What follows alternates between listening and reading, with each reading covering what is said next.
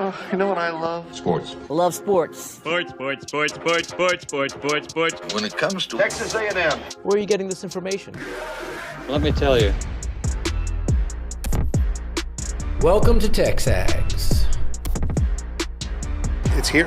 It's time. There's always a buzz in the air when you hit this moment. He is a guy that has gotten better and better and better. He's just got that dog in him. We will develop men. We will graduate players, and we will win championships on the field. I think of him as this hawk. Before long, he's going to be swooping in on those quarterbacks. Coach Elko's my guy, right? Like, I love him. I love Michael Early. Like, I think Bucky's going to be incredible. It's football, man. And that's what Warriors do. They don't want to sit out. And this is a real program. It's not fake. This is a real place. And if you want to be really good at football, this is a really good place to be. You know, if I'm betting on anybody, it's the Aggies.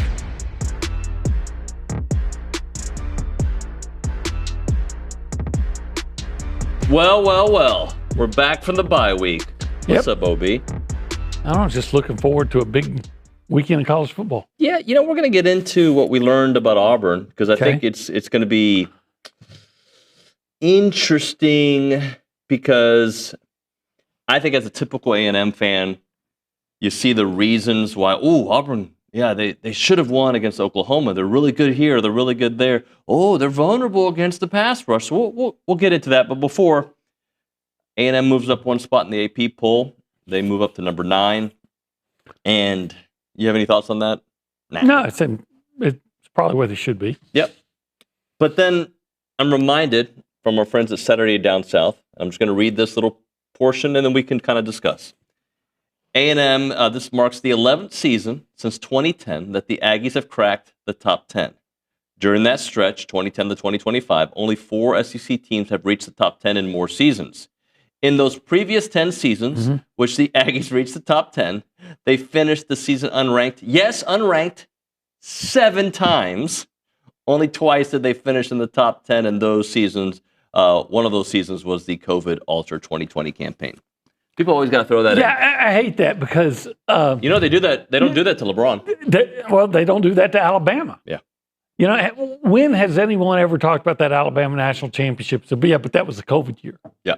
In fact, in Saturday Down South, if anybody should know this, A&M played a more difficult schedule because of COVID than they would have without it, because they didn't play that bad Colorado team at Kyle Field and 3 gimme non-conference games. They would not have played Florida, which was ranked number 3. You know, it's just that. But you know how you silence that commentary? You win this season. Yeah, you just keep winning. Yeah. But and some of those, they opened the season ranked 6th, I think, back-to-back years. And didn't finish. And then last year they didn't finish. Yeah. Well, so they didn't finish. And I hope that this program, one of my wishes for this program, is for them to get to a point where you can withstand injuries because guess what? Injuries are going to happen.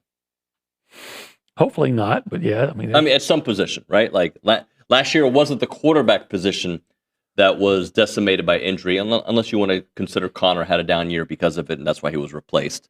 You can say that, sure. But it was Le'Veon going down that changed the entire trajectory of the season. Tyree Chappelle. Guys in the offensive line here and there, guys in the receiver here and there. Yeah. You just got to get past that. Mm-hmm. But it does, I don't think what happened last year or 10 years ago or 20 years ago has any bearing on what happens right now, except for conversation and fodder. This is a different coach. This is a different regime. This is a different team. I know Coach Elko was the coach last year, but this is a different team than they have been in the past. Oh, absolutely. Now, if you wanted to compare it to what happened last year, okay, because a lot of the same players are playing. Not all, but a lot of the same players.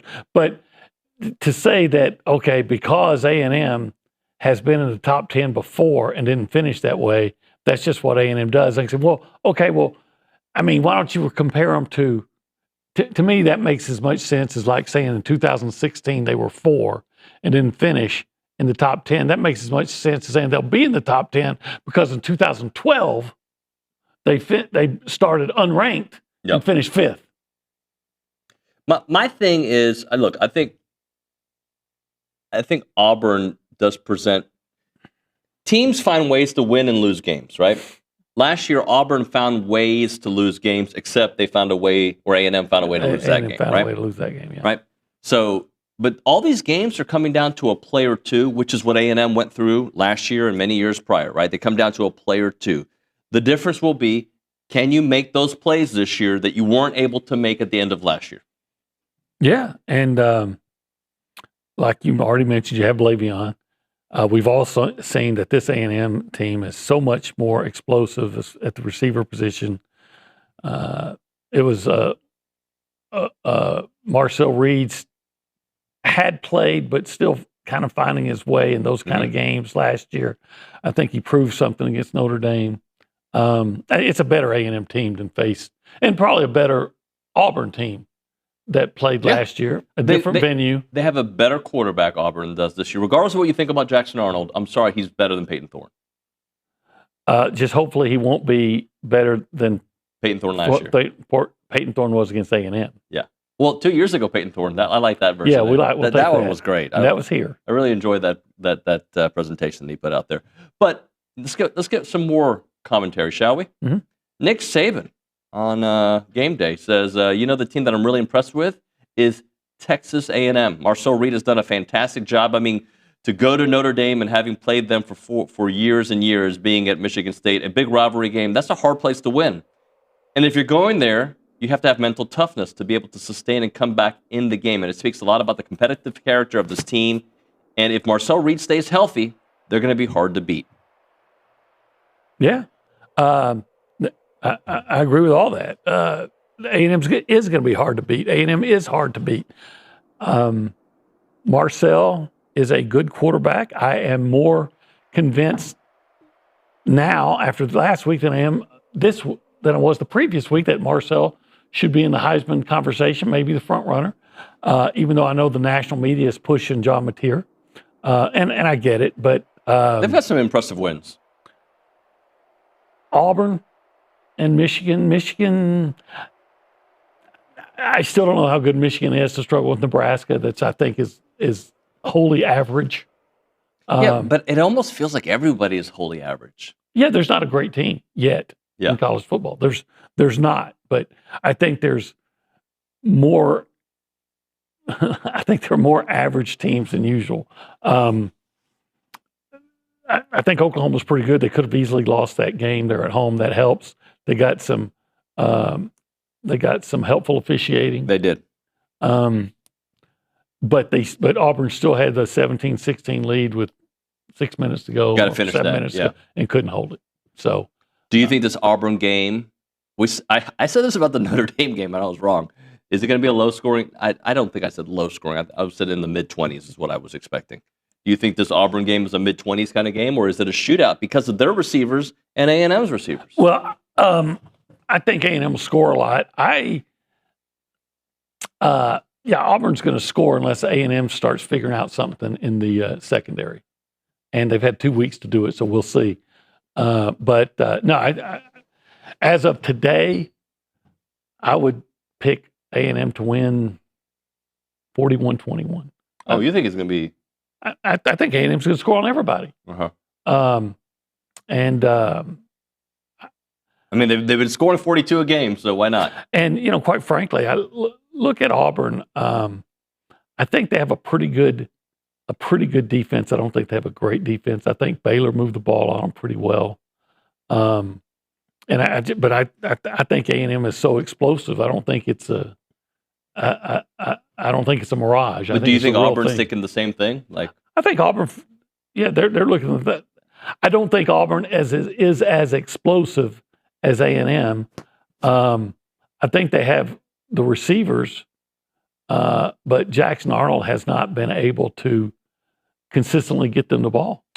Now, Peyton Thorne couldn't last year until they played A&M. I saw this stat. I heard it on SEC Nation that Auburn coming into the game this weekend against Oklahoma had only thrown passes beyond 15 yards 7 times. They obviously did that a lot more against Oklahoma. They've got the receivers to do it.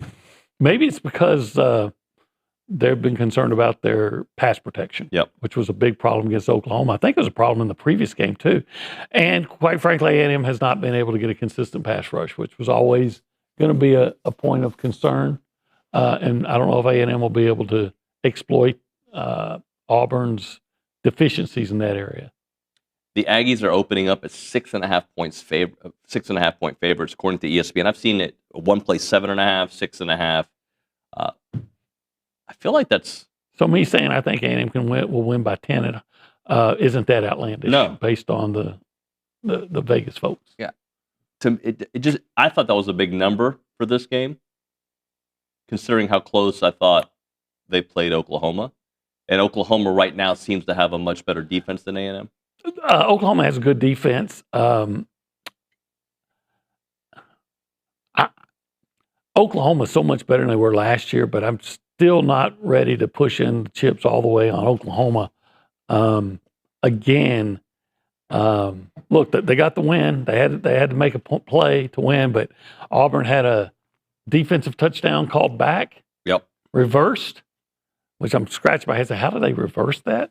And then, they had that hideout play. The hideout by Isaiah Tatania. I'm not completely. I would, if we were doing this on Thursday, I would hold on Oklahoma. I'm not sold. Yeah.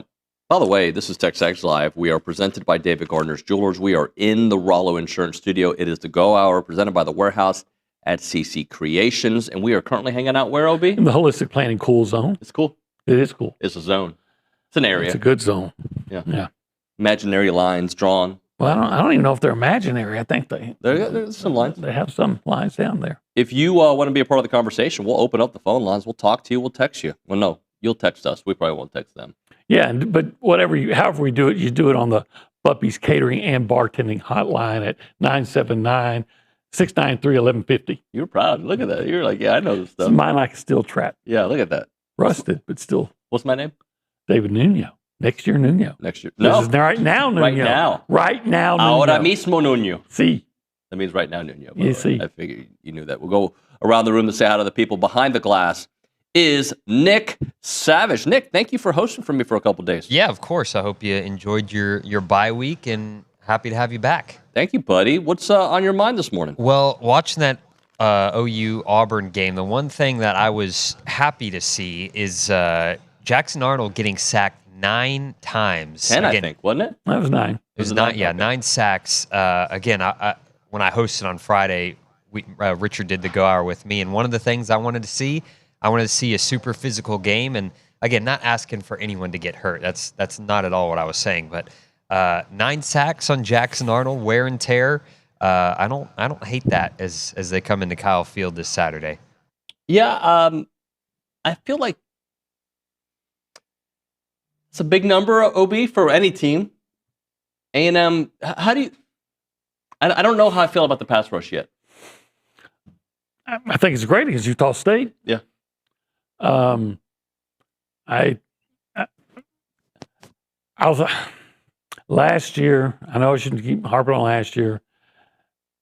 Went to South Carolina, which had one of the worst pass protecting lines in the country. Was among the worst in allowing sacks, and I don't even remember if A&M got to him.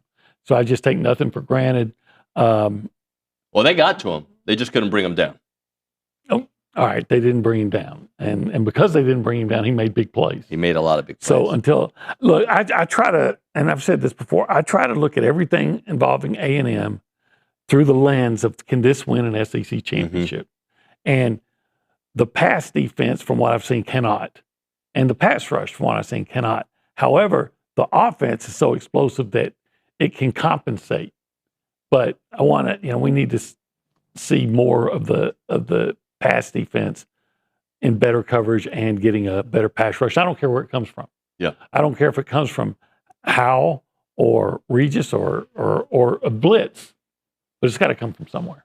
All right, let's go to the Angry Elephant News and Social Center. Ella Ryan, good morning. How are you? I'm doing pretty good. How are y'all doing? Doing well, thank you. What's on your mind? Aggie volleyball, always. There we go. Yeah, Aggie volleyball hosted the Texas A&M Invitational this weekend, and they picked up their 6th, 7th, and 8th win of the season. And the team not only went undefeated, but they did not drop a set this entire weekend. So now they're about to start conference play, and they're going to host Missouri this Wednesday at 6 p.m. They had a little bit of a snafu on the road because they have one of the toughest schedules in all of volleyball.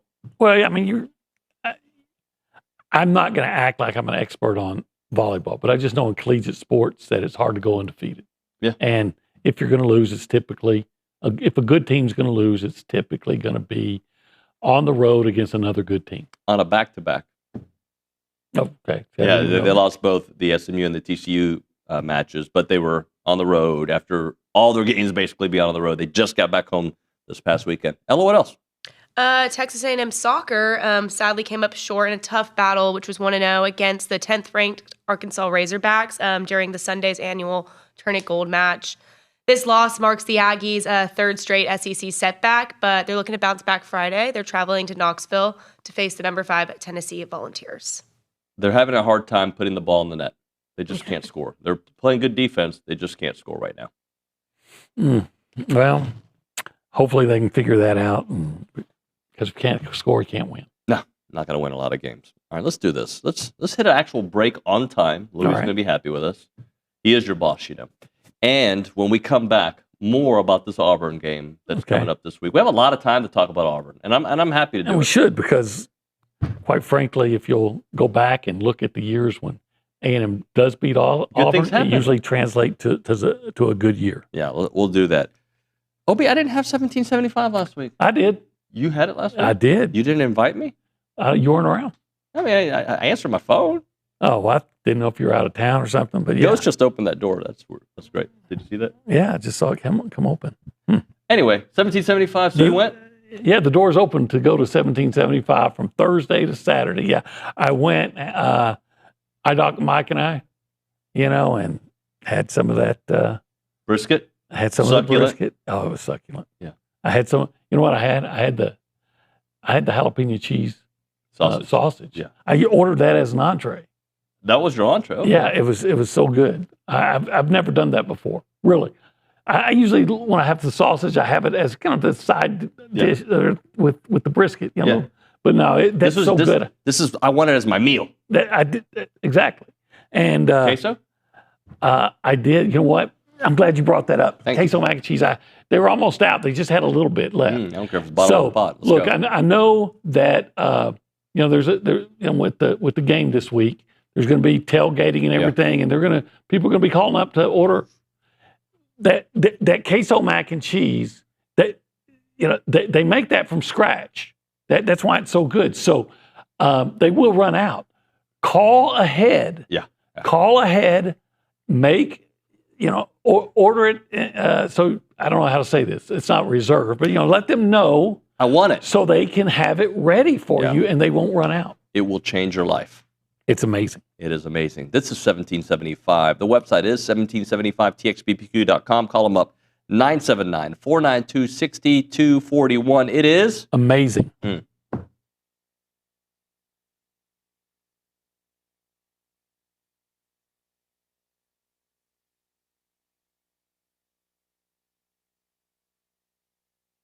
everyone, it's David and Olin from the Holistic Planning Cool Zone.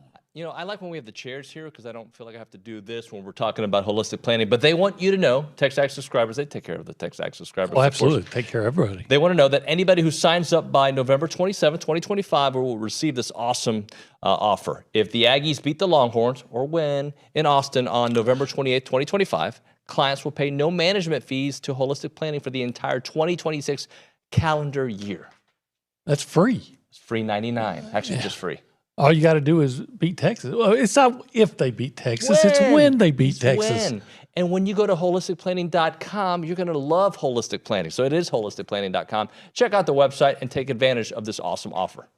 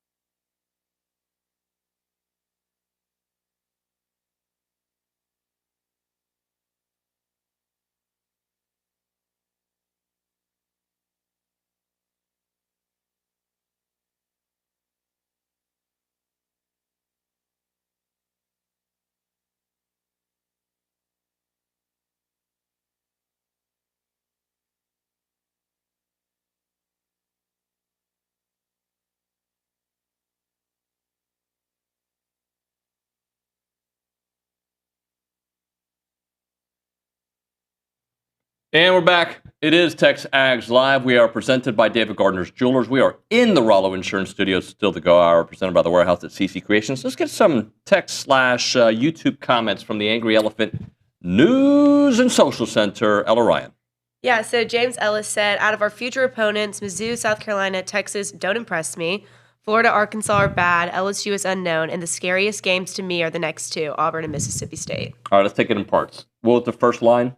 Mizzou, South Carolina, Texas, they don't impress me. Mizzou actually impresses me. You got to play up there. They can run the ball. They can. Ahmad Hardy's a really good player. They can run the ball. I want to see what they do not this week. Is it okay to question the caliber of competition that Missouri has faced? Absolutely. And they got another soft opponent this week. So, do you consider South Carolina a soft opponent? Yeah, you do. I do. So I think do they have UMass this week? They do. Yeah. So no, and I think maybe the week after they got Vanderbilt. So Bama after Bama. UMass. Okay, Bama. I'm just going to reserve my opinion on. But so far, based on what you've seen, would you say not impressed, or TBD? TBD. Okay. What was the other ones? Next is Florida and Arkansas. No, there was a couple other teams. You said Texas. Yeah, Texas and South Carolina, Mizzou. Okay. South Carolina, not impressed me. Texas, I don't know. It's TBD, but here's the deal: as bad as they've looked, Texas lost by one touchdown on the road to the number one ranked team in the nation right now. Yeah. So, what would concern me about that is that's a team that hasn't played well yet, and they beat three mail-in victories, and they played Ohio State. They've given up 14 points on the year. The defense is really good. So if you want to feel like that they're not playing well, okay, I'll agree with that, but I would not be. Arch hasn't played like a Heisman Trophy winner, which is what people are trying to compare Texas's success to. In reality, is they haven't played anybody of substance since Ohio State. Right. They played Ohio State, a game that I think they could have and they had maybe should have won. yards of offense. Yeah. They just again, Arch is a problem right now. He's got to get better, and I think he made himself look really bad. Talking down to a Sam Houston guy when you've been struggling, you're going to be flexing on a Sam Houston guy. Now maybe the Sam Houston guy. And I'm telling you, what Texas, what I don't hear people over there complain about much, and maybe it's because I don't live there, but as much as Arch, you got to be asking yourself, what's Sarkisian doing on the play calls when they get inside the 20? Yeah. And I hope he continues botching them. Next section. Florida and Arkansas are bad. I think Florida's going to beat a team or two that they're not supposed to beat because that defense is that good. And I don't think Lagway is going to be horrible every time he plays. But he's been horrible the last couple times he's played. No, he's in a bad offense. Yeah. They don't run the ball. Jaden Ball can run the ball. And when they did run, he took them on an 80-yard drive. Yeah. Napier's just, look, let's just say it. Napier's a bad coach. It's funny how national media, it will never come out and say, you know what, somebody's just not doing a good job as a coach. Napier's a bad coach, or maybe he's just a bad offensive coach. But Napier should get if he survives this, and I don't think he will, I'm a little bit surprised he's not already fired. Yeah. I thought in the open week they'd go in. Napier needs to get an offensive coordinator in and get out of the way. But I don't think. And I hope he doesn't do it until at least after they play the A&M. Yeah, I agree with you. But at this rate, does he coach against A&M? If they get destroyed by Texas next week? I think he does. I'd be surprised. I thought they would. Or in 2 weeks, I should say. Like I said, it's an open week. So if you're going to make a move, right now would be this would have been the time to make it. Okay. The other games? LSU is unknown. I think LSU is known-ish. Known-ish. I'll agree with that. We'll know more about them after they play Ole Miss. Ole Miss. But do we know a lot about Ole Miss? No. But they can score. Of course, they scored on Tulane and they scored on Arkansas, and I think everybody's going to score on Arkansas. But Arkansas might be able to score on everybody too. Yeah, they might. Again, we'll see. But I don't think Arkansas can score enough to to overcome their defense. I mean, Memphis was making Arkansas look slow in the secondary. Yeah. So, I think I think LSU's good. They're good. They're good defensively, even though they haven't played a good offensive team yet. Oh, I mean, we're finding out that Clemson is a disaster. Clemson's a disaster. Florida's a disaster. They scored 59 or whatever it was, 63 on Southeast Louisiana. Big deal. And we'll get back to Clemson here in a minute. What else? Yeah, the scariest games to me are the next two, Auburn and Mississippi State. Interesting that Mississippi State's the scariest because they beat Arizona State. And I don't know if Arizona State's any good at all. They're not what they were last year. No, they don't have Cam. But look, every game scares me in the SEC. Every game. Yeah. There's the bad teams, whoever they are, can beat you in the SEC. And you're going to have, I think A&M, if A&M goes out and plays its game, plays well, I think they're going to win at least the next 4 games if they play well. But if A&M comes up and you're going to have one of those games where Randy Bond misses a big field goal and there's a touchdown gets called back because of a penalty, or you give them a touchdown because you got penalties on defense, and then here's a fumble while you're driving, here's an interception. If you're not, you get 10 penalties again. Yeah. If you have one of those games, it's eventually going to come back and it's going to haunt you. But if you go out and play just sound football and let your guys do what they can do, Le'Veon Moss running, your 2 receivers making big plays, then I think A&M's going to be very, very hard to beat. I'd expect them to win. So these next few games to me, though, I don't want to say determine if you're a playoff team or not, but hear me out for a moment. If you struggle against Auburn or Florida, yes, you are playing with house money because you beat Notre Dame on the road, but we've changed expectations based on that victory, correct? That victory now puts you on a different trajectory. Winning on the road are the 3 hard places because we went into the season thinking you got 3 road games against 3 top 10 teams, okay? Come away from that 1 and 2, you're feeling pretty good about it. You're at least on that path right now. But if you struggle against Auburn, you struggle against Florida, you struggle against Mississippi State, it doesn't make it impossible. Wait, first of all, what do you mean by struggle? If you lose. Okay. Yeah, if you lose. Then that all the goodwill kind of, you have to restart. Yeah. Yeah. A big win at Notre Dame, as big as it is, and this is what coaches are always preaching. It's true. We just don't want to hear it. We call it coach speak, and it is. But all the cachet you picked up because you beat Notre Dame, it is diminished if you lose this week. Because then what they said, well, what did Saturday Down South just point out? Hey, A&M's been in the top 10 7 times and only finished there twice. And if they go out and lose a couple of games now to, let's say, Auburn, they say, well, that's what A&M does. Because, quite frankly, winning at Notre Dame, beating a team of that caliber, is not unusual for A&M. A&M goes out and beats Florida when they're number 3. They beat LSU when they're in the on the road has not been the case, but they've beaten Alabama there. Of course, they won it, but they've had these big wins and then didn't follow up on it. Yeah, and so that's what they're going to say. Hey, A&M's doing what A&M does. All right, we'll hit a break here. We'll come back with more. If you're looking for real peace of mind when it comes to your money, check out Aggie-owned Paragon Financial Advisors. They're an independent fiduciary serving clients all across Texas. No sales pitches, no commissions, just honest financial planning and investment plus management. What really sets them apart is the over 9 CFPs, a CFA, a CPA, all on staff. These folks take credentials seriously, and they work tirelessly to help you build a future that you can feel really good about. Go to paragon-adv.com or give them a call at 979-693-3907 to schedule your free consultation today. It is Paragon Financial Advisors.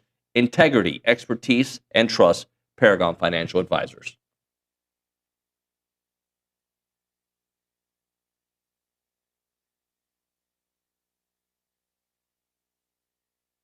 Let's talk a little Snaps clothing. David Nuño here, and I love wearing Snaps clothing everywhere. I've got the flannel on right now. You've seen me in the Tailgater collection with the A&M gear. It is fantastic. If you see me around town with my sons, Christian and Cruz, they've got a bunch of Snaps gear. When they have big games for Consol, they wear nice clothes, so they wear their Snap stuff. And I'm telling you, with baseball season here, let's all kind of go looking stylish and fit to the games there at Olson wearing the Snaps clothing.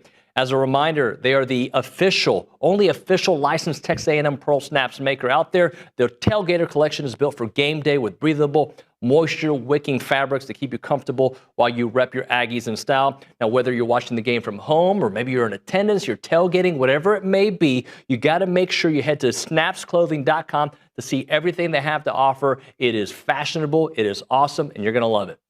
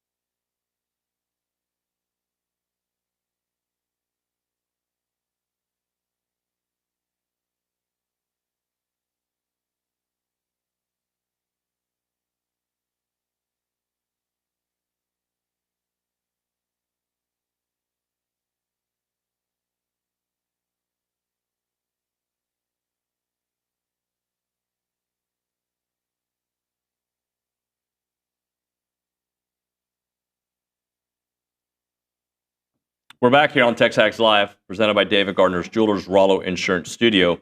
DePowell on the YouTube page says, discipline is our number one problem. Discipline. I don't think Can he be more specific, or is that... DePowell, can you please be more specific? We'll check in with you in a moment. Member of the show. Okay. I I don't think that's the number one issue. Now, I think there have been some inopportune, I'm phrasing that horribly. There's been some bad penalties, right? For sure. On defense, usually. And there's been a couple of false starts that we would like to get back for sure. I don't know if discipline is, by the way, I personally want my team to play with an edge that sometimes means penalties you don't like. I don't like those penalties, don't get me wrong, but I think there's an edge that I like my sports teams to play with. And sometimes when you play with that edge, it does cross the line. I don't think that's this team's issues. I think this team needs to prove that they can stop the run, which I think at times we have felt pretty good about. I think they seem to be better at stopping the run than they were a year ago. I say 90% of the time they're excellent against the run. Yeah. And what does Ron Burgundy say about that? I don't know. But I know this, that I thought the run defense was really good against Notre Dame because I went in understanding that Notre Dame was going to make plays in the run game. By the way, have you noticed that kid from UTSA, what was his name, Robert Brown or something like that? Whoever, I can't even remember his name. But he was fantastic, yes. He's had a touchdown run of 74 yards or more. Robert Henry, Derek's little brother. He's had a touchdown run of 74 yards or more in every game this year.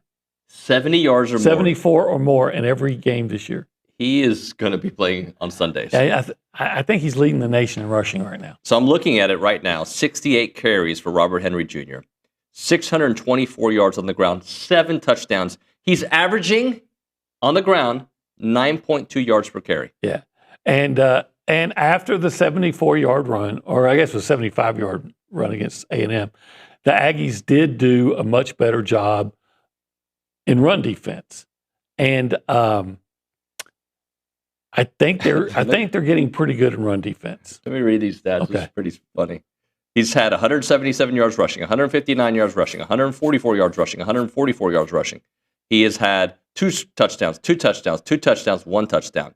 And here are those longs. 75-yard touchdown, a 75-yard touchdown, a 74-yard touchdown, a 76-yard touchdown. Yeah, he had to get the 76 so he can get back on a 75-yard average. Yeah, he's really good. But just because somebody's good doesn't. Hold on. Oh, there's more. There's more. He also has a 74-yard receiving touchdown. I mean, he's an explosive guy. He's the greatest player of all time. He's the best. Walter Payton, sit down. He's really good, and but that doesn't mean that you're excused for giving up that touchdown to him. But I think A&M's run defense is coming around. I really do. Again, I expected Notre Dame to make some plays. Now, there's one play, was it a touchdown, I think, by Notre Dame, by a Price, where the safety just whiffed on the tackle. Yep. And you've got to make that tackle, even if you mean just grab a hold of his arm and hold on till you get some help. But again, at Notre Dame, I expected Notre Dame to make some big plays in the run game. And I think that touchdown run I was just talking about, I think that was a 24-yard run. And if my memory serves, that's the only run that was over 20 yards. Yeah. The discipline problems that Powell goes on to say. Is it eye discipline? Is he meaning eye discipline? I think he's not explaining it. I think he's just, I mean, potentially that's part of it too. But then another gentleman, I think it's a gentleman, NMB Sports, says that Reed got away with a few passes also. As do a lot of quarterbacks. Yeah. I would so if I were to say what do I want to see more of from A&M, I'd like to see them force more turnovers. I think that is something that we haven't seen enough of. And by the way, the turnover that they forced against Notre Dame ended up being a huge turnover for Texas A&M. So I'd like to see them do that. As was the one that Notre Dame, that A&M committed was used for Notre Dame. And the pump block. Yeah, technically that's not a turnover, but yeah, it did. You know, you got to be better on special teams. That guy came right up the middle. He came right up the middle. But to me, force more turnovers. And since Jackson Arnold can beat you with his arms, I mean with his legs, right? Do you spy him? Yes. I know that's your thing. If you have a running quarterback, I think Notre Dame did that. I mean, not Notre Dame. I think Oklahoma did that. If you got a guy who's a running threat as a quarterback, then yes, you spy him, and somebody's going to mimic wherever he goes. Yeah. And when you haven't done it at A&M so often, it's come back to haunt you. Let's go back to the Angry Elephant News and Social Center. Some text messages coming in. Let's pay off those texts. Yeah, Susan from OKC, she was at the Auburn OU game, and she said when Arnold had success, he got rid of the football fast, that he has a tendency of holding the ball too long, and if we put pressure on him, we'll have a great day.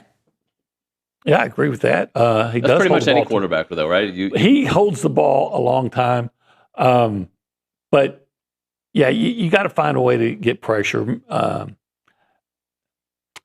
But I do expect that you'll see Elko coming up with some blitzes and things like that. The thing about the Oklahoma victory was they didn't really do a lot of blitzes. They just owned the line of scrimmage. And I think A&M's going to have to own the line of scrimmage against Auburn. Well, I don't know if they can. Yeah. I hope they do. I know there's great potential there. But, outside the Utah State game, when has A&M shown the ability to own the opponent in the line of scrimmage in pass rush? What do you think about A&M's ability to own the offensive line of scrimmage? I think they're going to be very successful there. I think Auburn has a good defensive line, but I think A&M has a better offensive line. Yep. Now Auburn has a warhorse out there at one defensive end, Keldrick Falk. I mean, that's maybe a first-round draft pick. He wears 15, much like a really good defensive end here. And he might remind you at times of that guy. But outside of him, I think, and you can double-team him and you're better. Yep. They have an edge rusher, outside linebacker that can get to the quarterback. But I just think A&M. I think A&M's a better football team than Auburn, and if they don't give it away, they'll win the football game. I want to, for a moment before we hit a break, I want to talk Clemson for a second, because I think Dabo has become a caricature of himself. I was way wrong on them. As was almost everybody. Yes. But my reasons for them being good was not because I knew that much about their team, other than I knew they were experienced. I knew they had played together. I knew they played in the ACC. I felt like I wasn't shocked that they lost the LSU game, but I thought they're so mentally fragile. That game seemed to knock them off completely. And what we've seen, because again, if you want to read it, I think the Clemson team that you saw against LSU is a better Clemson team than we've seen the last 3 weeks. I think any team that is above average offensively is going to give Clemson trouble. They're just not. Their defensive line is supposed to be so good with a couple of first-round picks, and maybe they'd have them. But beyond that, I think their defense is weak, and then their offense, they're not going to outscore. They're not going to win a track meet. No. And I think that was all shown last week against Syracuse. I don't think you look at Syracuse and think, man, what a great team, especially now. Tough to be a Syracuse fan. You just have this huge win. You lose your quarterback. And then you lose your quarterback, who was leading the nation in passing. Yeah. And their backup looked pretty good too, though. Yeah, but against Clemson. Yeah. So, there's a couple more losses now, I believe, waiting for Clemson. Yeah. And I think part of the sad thing or the irony of it all was at his press conference Monday or Tuesday or whenever it was, where he was talking about, they want to replace me? They want to get rid of losing? Fine. Yeah. I've been to the playoffs, what was it, 7 out of 10 times. I've been in the ACC championship X amount of times. Yeah, I think it's always not only a bad look, but it's a bad omen when you're coach, because Jimbo started doing that here just when it started going out. When you start reminding people all the things you did, that's when you know you're in trouble. Yeah. I wonder if Gundy got up there the other day and started telling everybody at Stillwater all the great things he's done there. Because it doesn't matter. You'll get some grace for a year, sometimes 2, but it's quite frankly, it's all coaches. You don't get paid tens of millions of dollars for what you did last year or the year before. It's what are you doing now? Do you think Dabo is in jeopardy of losing his job? Not yet.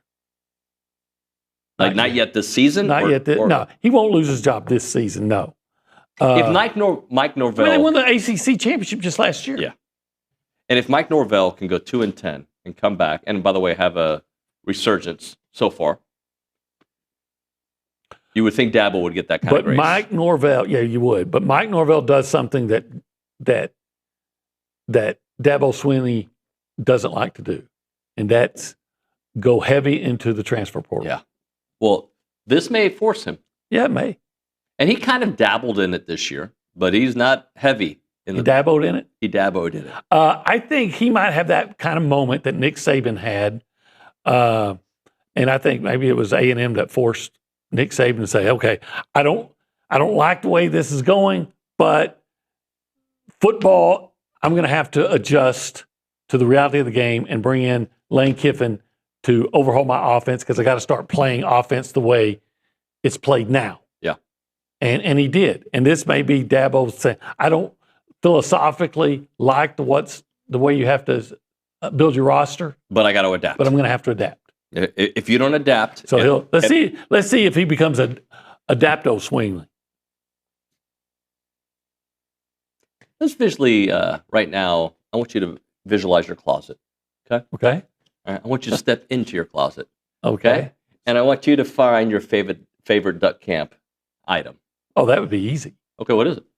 Well, I mean, I got several, but you can stay in the closet. You don't have to step out. You got to understand that in my closet, about 3/4 of it is my wife's stuff. Okay, yeah, it sounds like mine too. And then I have a little bit for mine, right? And I know exactly where the duck camp stuff is, so it's easy for me. It's right there. Now the problem is not finding my duck camp stuff, but deciding what's best today. Yeah. Do I want to wear that polo that's really nice? Do I want to wear a T-shirt? Do I want to wear those hoodies? Those hoodies? Yeah. And I've still got one that I haven't worn yet. Yeah. So do you have any duck camp hats? I have 2. Okay. But you're not really a hat guy, I'm not a hat guy, but they're nice hats. Yeah. So when I am going to be a hat guy, that's the one. And I'll say this, Quinn's already tried to take one of them. Nope. I'm keeping these. You're keeping those. I'm keeping them. Check out Duck Camp if you don't mind, folks. Duckcamp.com, built for the outdoors, designed for everything else.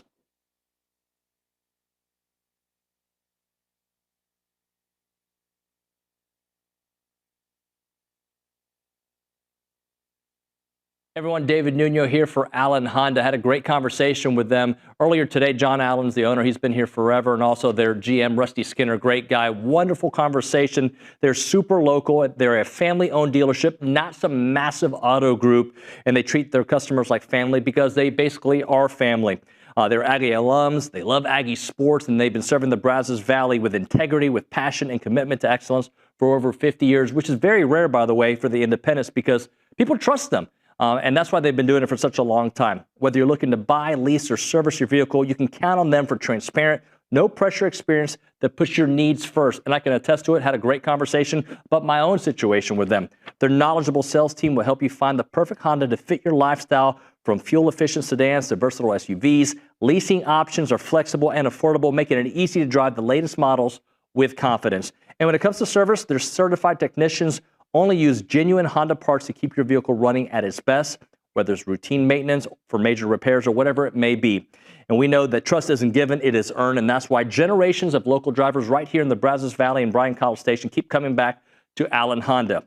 As part of the community with Aggie spirit in their hearts, they are here to make everyone's visit wonderful. So visit their showroom or their service lane and find friendly, efficient, and memorable situations when you go to Allen Honda. Come see why so many College Station and Bryan drivers choose Allen Honda for their automotive needs. And remember, gig 'em.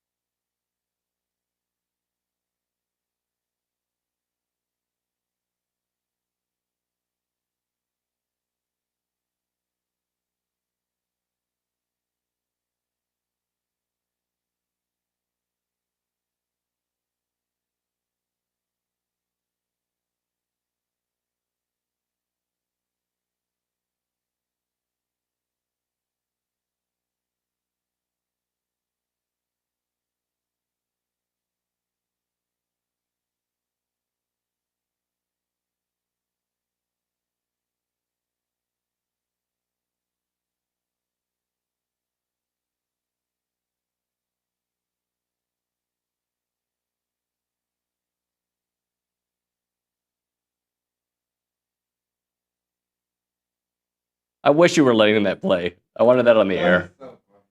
OB, I think, just clicked on a link you should have known. Not a bad It was one, on by the way. Facebook. It had nothing to do. But it was a political thing. Yeah, you got to be careful what you click on. Because that thing was started talk. So just for Nick didn't even hear it. The computer started talking to OB. It said his computer had viruses and it was, click on another link to survive.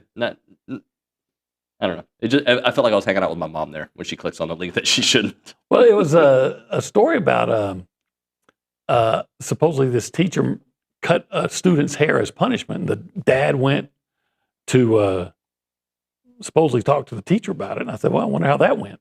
Yeah. And then that's what I want to know that story. Can you guys Google that story? I had this trick, OB. If there's a story that has got a link that looks like are they trying to get me to click on something I Google the story.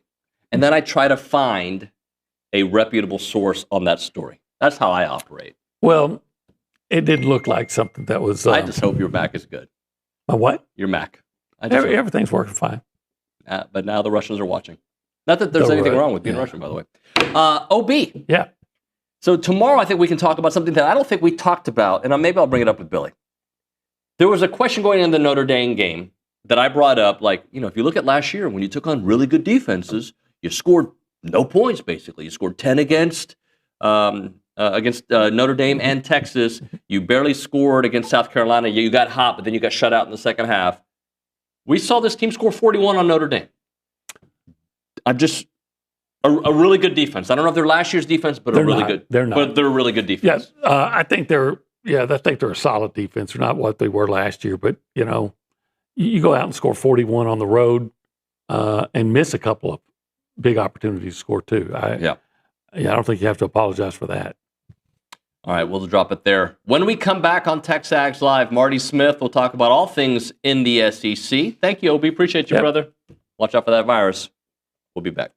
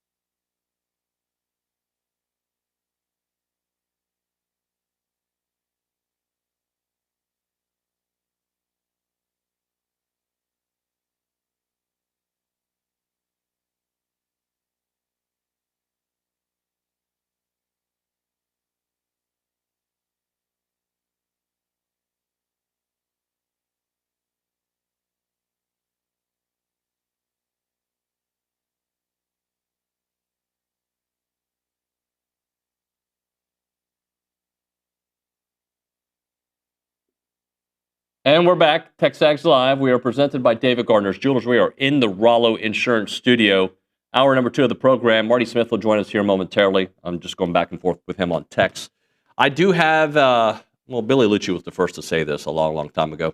But it looks like Chris Lowe's reporting all the annual opponents for the SEC. This is supposed to be released tomorrow for the next 4 years, right? So not only your annual 3 SEC opponents, but also what the teams you're going to be playing are going to be for the next 4 years. That'll come out tomorrow at, I believe, 6 o'clock.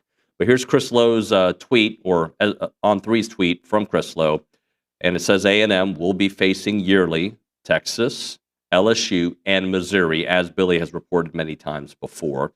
I'll read some of these other ones. Do you have it by any chance, LSU? You can read some of these, and we can kind of just react to it here on real time. I'm looking at Texas's A&M, Arkansas, and OU. No surprise there. Alabama. I think Alabama, I don't know about no surprise, but they're going to get Auburn. They're going to get Tennessee. They're going to get Mississippi State. Arkansas-wise, we've got LSU, Texas, and Missouri.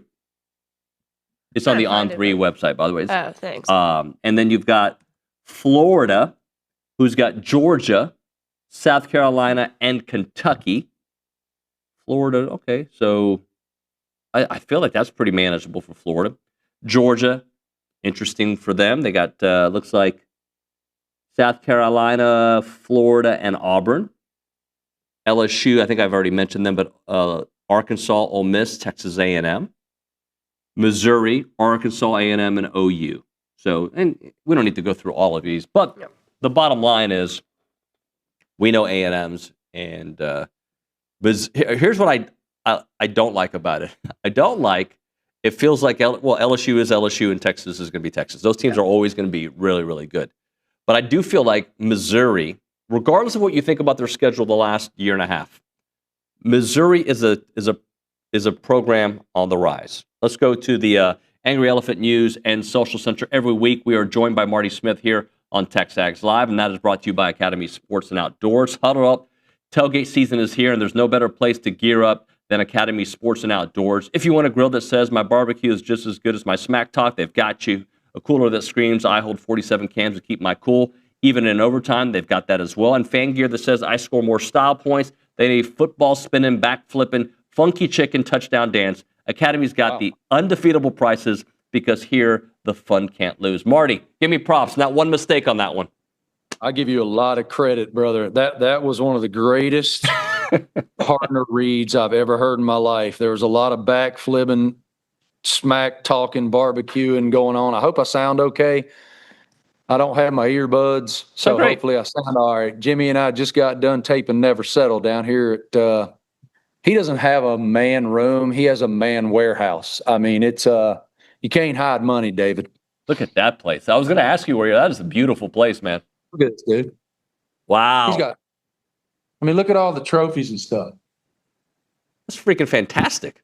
Yeah, man. Like I say, you can't hide money.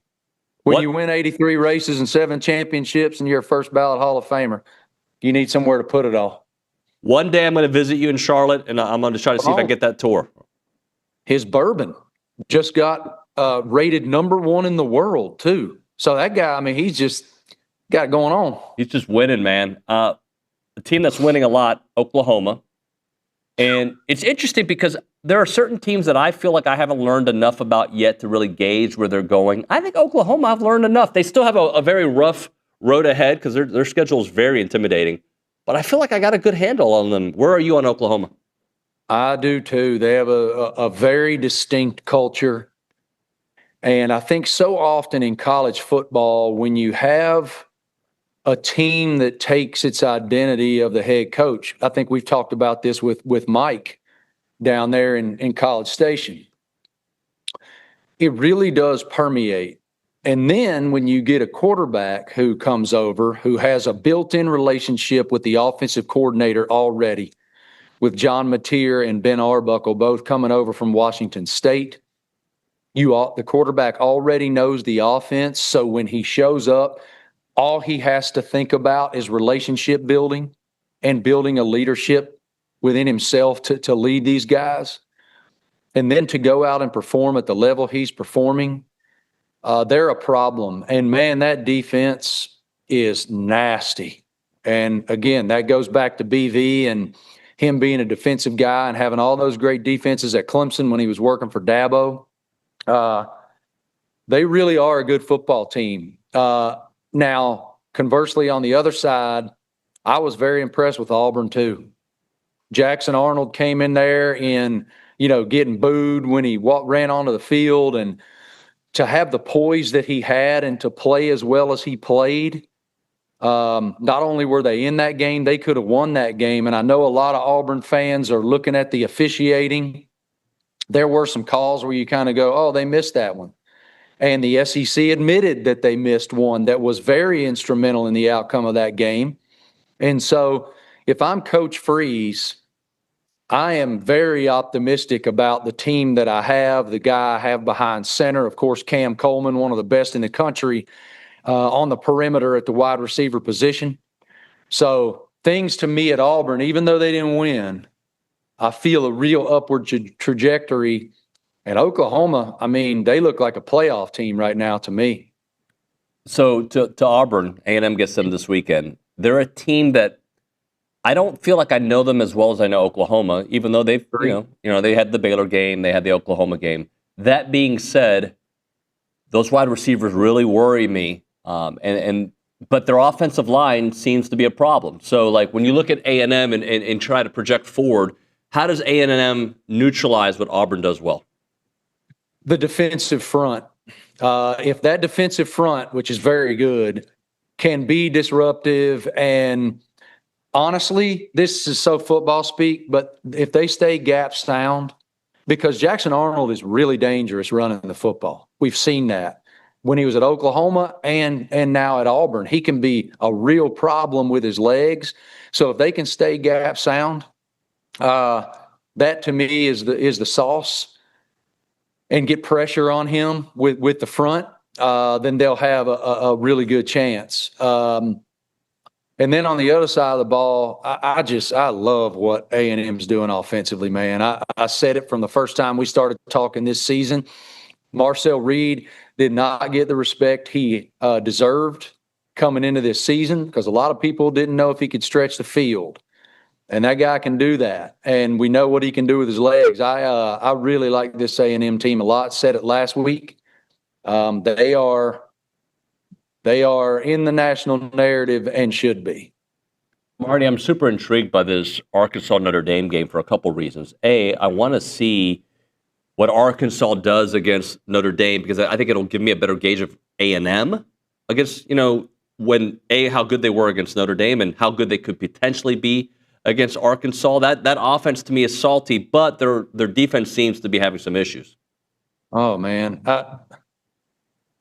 Sam Pittman, one of the greatest men, one of the greatest dudes I've ever been around, and a really good football coach. And to lose the way they've lost, if you're a Hog fan, is just gutting. Taylon Green, phenomenal behind center. Bobby Petrino has been an offensive savant forever and ever. Amen. They're really good offensively, but, man, their defense is pretty porous right now, and they got a lot of stuff to shore up. They got to learn how to stop the run. I'll be interested to see what happens in this game too, with what also seems to be a bit of an issue defensively for Notre Dame. I mean, they might score 100 points in this game combined with what we've seen from both teams. And I agree with you. We're going to learn a lot about Notre Dame in this game, and we're going to learn a lot about the value of that victory for the Texas A&M Aggies. Marty, now I'm thinking about Florida, and there's a point. I thought that Billy Napier potentially could have been fired now because of the bye week.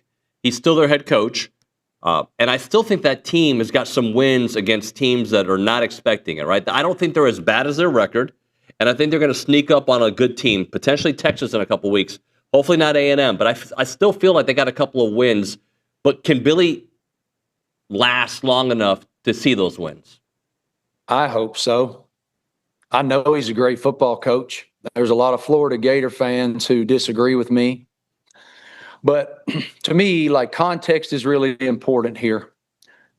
They shouldn't have lost to South Florida if you look at it on paper. If you look at, this brand or that. Like, Alex Golish has built a great program at South Florida.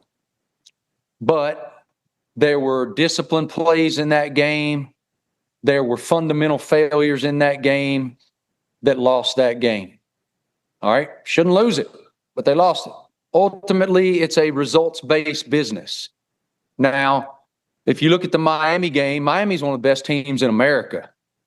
And Florida was down 3 of their best players on the defensive front. And so, I mean, that's a hell of a thing to overcome. The great teams in college football are rolling 8, 9, 10 defensive linemen in and out of games, and Florida's down 3 of their best players at that position. And DJ Lagway is running for his life. Of course, he threw those 5 interceptions against LSU, and obviously that was a major problem. I don't know what's going to happen with Billy, but I know, David, that he's a really good football coach. And I don't know what's coming, man. I'm not a big hot take guy. I'm not going to sit here and say I know what's going to happen or what should or shouldn't happen. But ultimately, you got to win games. And unfortunately for them, if you look at that schedule, there is not another easy week. I mean, it's just it's the hardest schedule in America.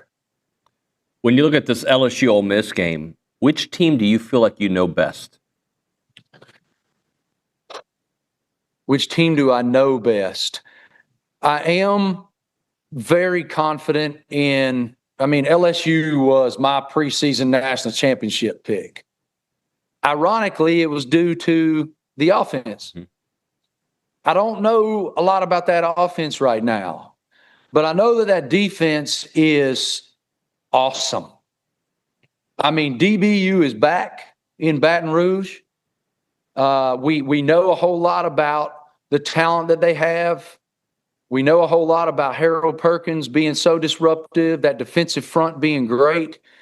But to me, the best player on the field has been Mansour Delane, who's a Virginia Tech transfer, much to my chagrin, as a guy who grew up a Hokie fan.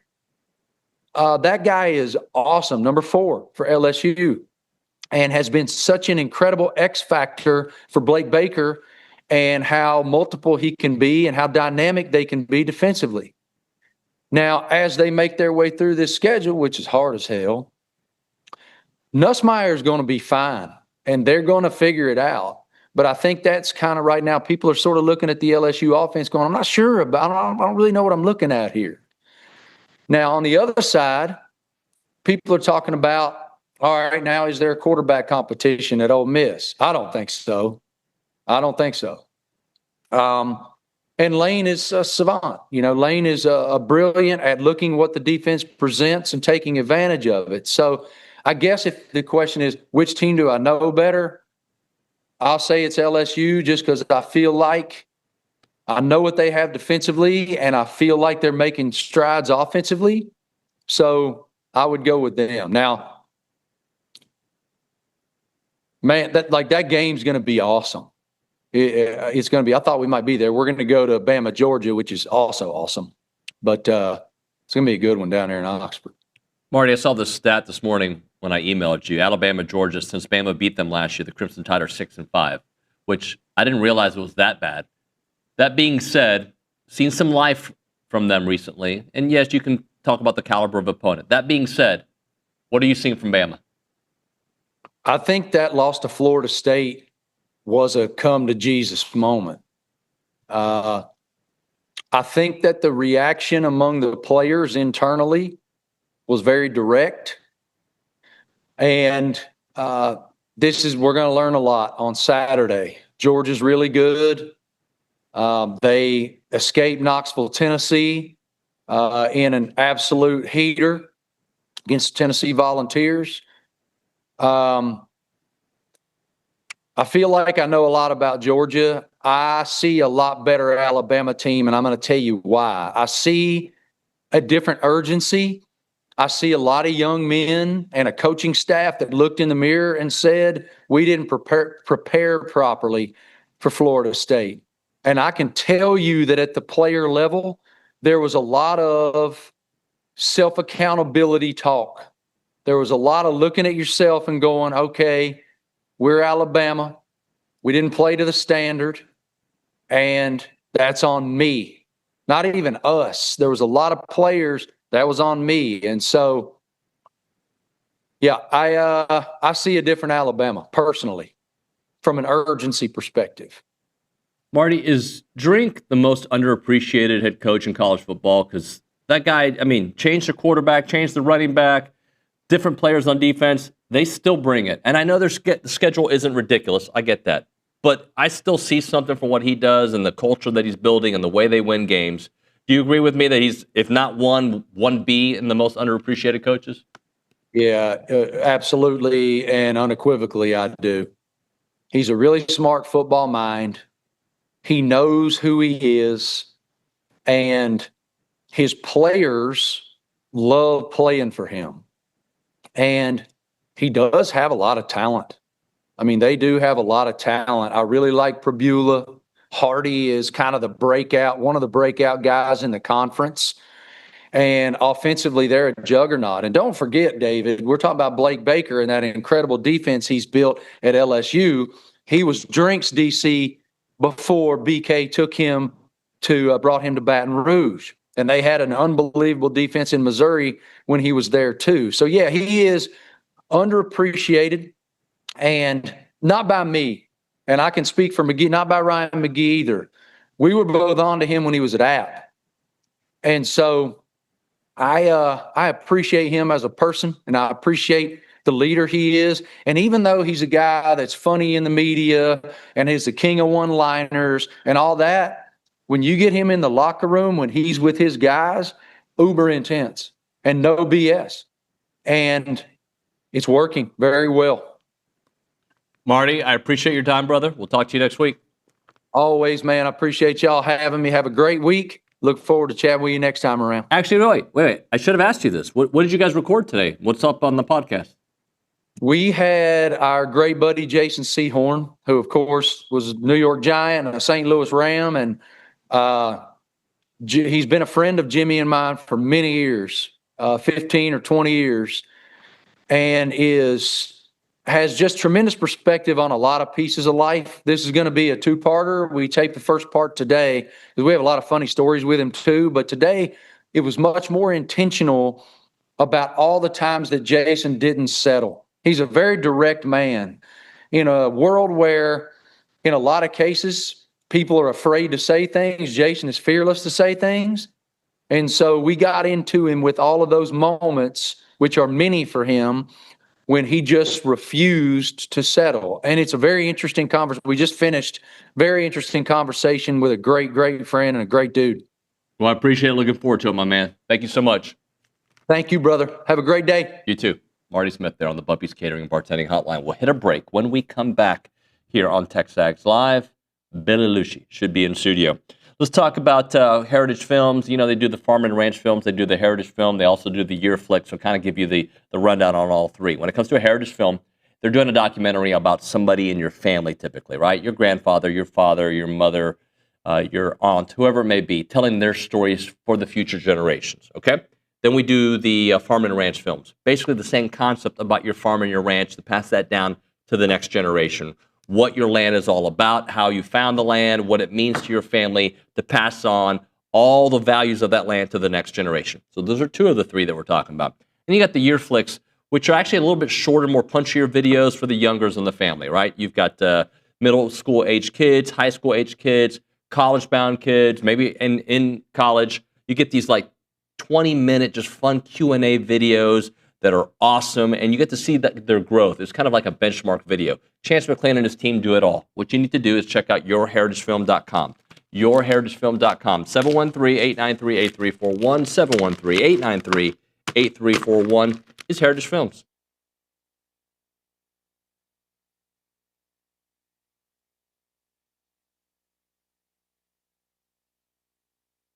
Hey friends, David Nuño here for Prize Picks. They're back on TexAgs, prizepicks.com/TexAgs. Use the code TexAgs to get $50 once you play in $5 lineups. And Prize Picks is the best place to win cash while watching sports. Football season's here, basketball coming up, baseball, you name it. You go to prizepicks.com/TexAgs and start having some fun watching sports, making some money on there. And you can play Prize Picks in over 40 states, including California and Texas. Remember, they'll give you $50 in lineups once you play $5 lineups on Prize Picks. And they have the new thing. It's called It's Good to Be Right campaign, and they're kicking off the upcoming NFL season with their bold new campaign, It's Good to Be Right. The seasonal long push celebrates the thrills of getting it right, from the perfect prediction to winning your Prize Picks lineups. Prize Picks is good to be right.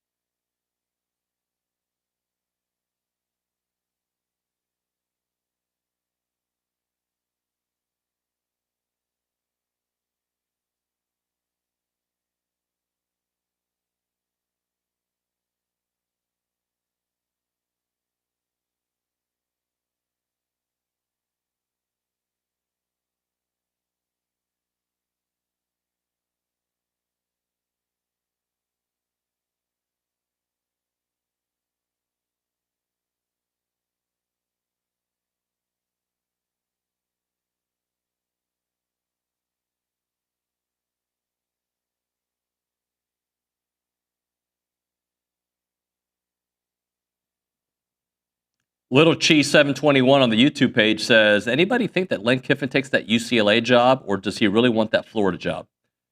Of the two, Florida, no-brainer. And I think Ole Miss is a better job than UCLA.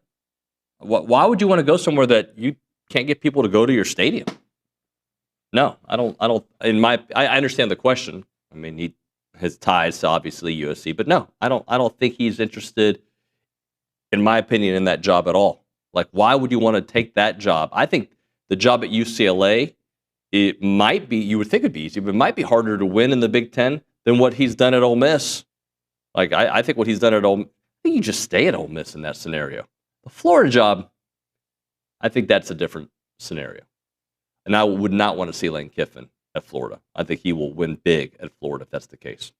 This is TexAgs Live. We are presented by David Gardner's Jewelers. We are in the Rollo Insurance Studio. Might have Billy on the phone here momentarily. We're working on that, or we'll get him here in studio. But let's tap dance a little bit. We go to the Angry Elephant News and Social Center. Ella Ryan's got some stuff for us. Ella? Yeah, earlier in the broadcast, a lot of people were getting in arguments over our defense and whether they're meeting our expectations or not. And a lot of people said they're convinced that the D-line production is a coaching issue and not a talent issue. Say that again. It's a what? It's a coaching issue and not a talent issue, the lack of D-line production. I'm not going to say that.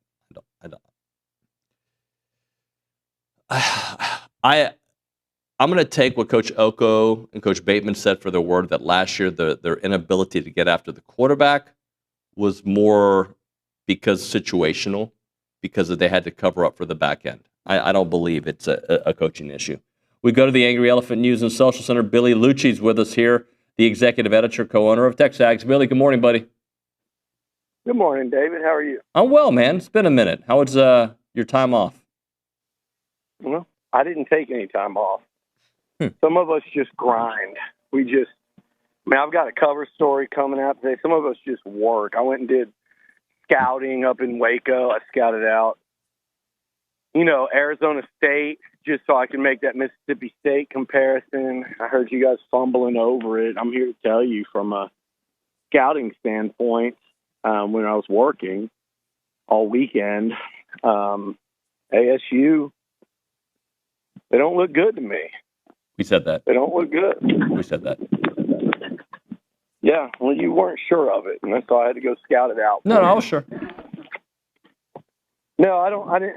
Listen, that's just, that's a different level of physicality in football. Like, it just, ASU, and they should have beaten Mississippi State.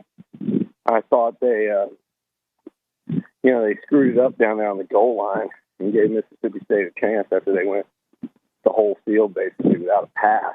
And then they couldn't punch it in at the end, which gave them a chance, and then took an unnecessary risk defensively, which is the same thing that DC did last year against Texas. Or they'd had two SEC wins, one of them a little more important than the other. But, yeah, between that and Mississippi State being up 14-10 against Northern Illinois at halftime, they're one of those opponents that you look at and go, they're noticeably better than last year. But, if the Aggies can get through Auburn and have momentum playing on the home field, they should go out and handle business against those guys. But, again, a lot of teams are better on the A&M schedule this year. Mississippi State is certainly one of those. So some certain teams are better than we expected. Who do you think is worse than we expected? Well, I heard y'all talking earlier, actually about 5 minutes ago because I was listening on delay, but I agree. And I agreed prior to this game, but I agree with South Carolina. I think they are noticeably, they're a little worse than I expected, but I thought they were overhyped going into the season. I said that repeatedly. They just lost, to me, they lost way too much on that defense to be getting top 10 love. They really did. And not to mention Rocket Sanders, who really helped Lenore establish back there. Yeah, but Missouri, though, better than you expected? Or still don't know because of their schedule? Mizzou, but here's the thing. Like, you can watch football, here's what I'm going to say. Like, I watched Texas Tech and Utah, and just from watching football and not caring about stats and things like that, like, I can tell, to me, Utah's offense sucks. Utah's secondary can be had. Their offense, though, in particular, I think is bad. I think Dampier misses way too many throws, easy ones, and I think you just have to make him beat you running and you'll be fine. With that said, I watched football that day, and I came away simultaneously really impressed with Texas Tech defensively.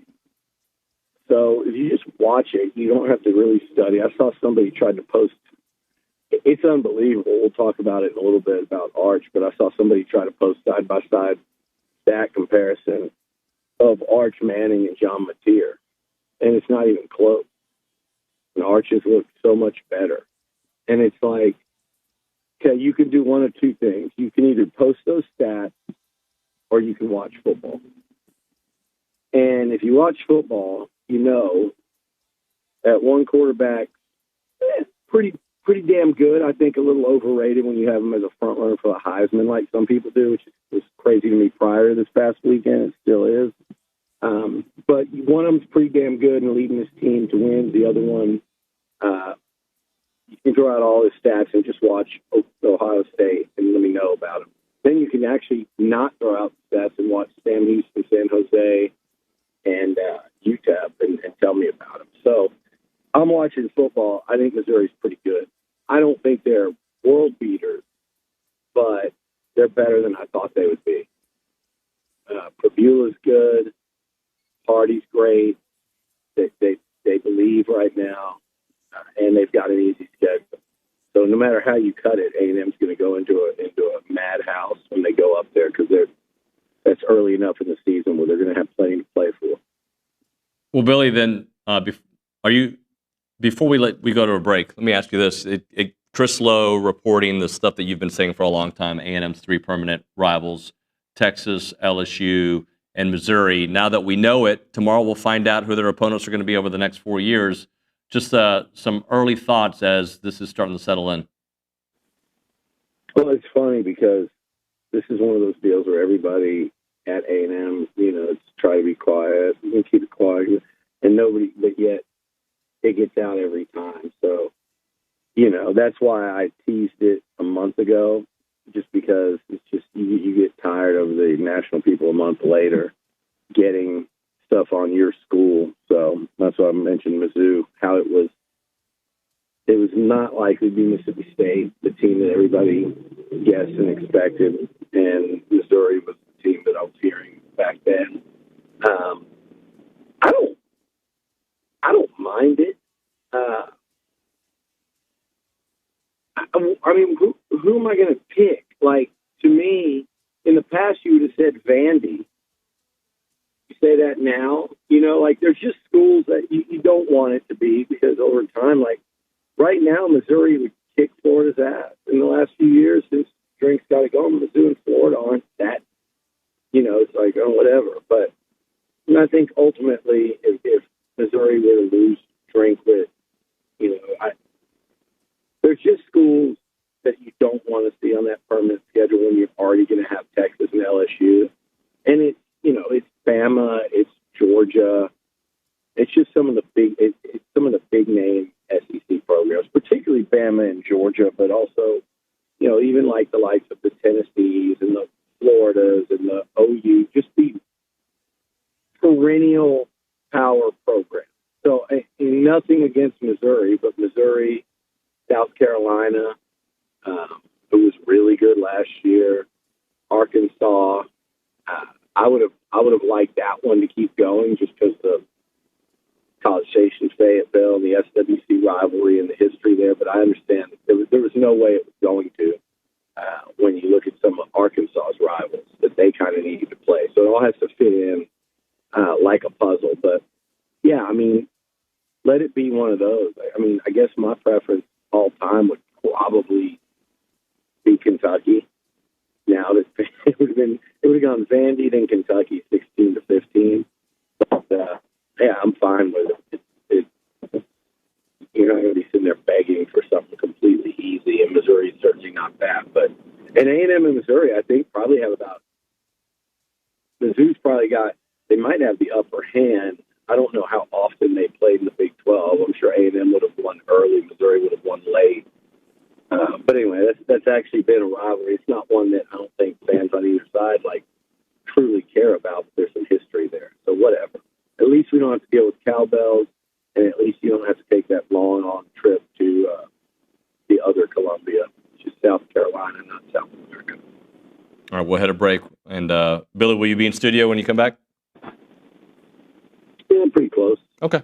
All right. We'll either. We took Griffin on an extra long walk this morning. We had some random, sometimes there'll be a A&M class in the woods out there. It's really creepy, but it's not creepy. They're out there looking at leaves, different types of leaves and trees, and so that causes us to have to take a detour because Griffin does not he's kind of like you. He is regimented, schedule oriented, and if you start changing things up or shaking stuff up, he's like, whoa, this is not what I was expecting on the walk. So we had to take the long route today to hide from the mean tree people. Unflappable. Unflappable. All right, there you go. We'll see you in a minute. Catch on to that. Catch on to that joke by about Friday, so you timed it up perfectly. All right, I'll talk to you in a second, Billy. Awkward ending to another interview with Billy Liucci. Let's do this. It's not the over. He'll be back here in a moment. We'll talk Daily Company now. They're a family-owned and licensed insured business that offers HVAC, electrical, plumbing, and generator services available to you 24/7. When it comes to HVAC, they'll take care of your thermostat, refrigerant leaks, furnace failures, seasonal tune-ups. When it comes to plumbing, leak repairs, clogged drains, water heater installation, and maintenance to keep those pipes in top shape. When it comes to electrical, they'll take care of your wiring, your outlet repairs, and upgrades for safety and efficiency. And of course, you've got generator repairs, installation, and they want to make sure that they're ready to roll just in case there is a power outage. They serve all of Bryan College Station, Houston, and Austin with upfront prices and no surprises. What you need to do is contact the Daily Company right now, 979-2060-2020. That is 979-260-2020, or visit them online at godaily.com to experience the daily difference.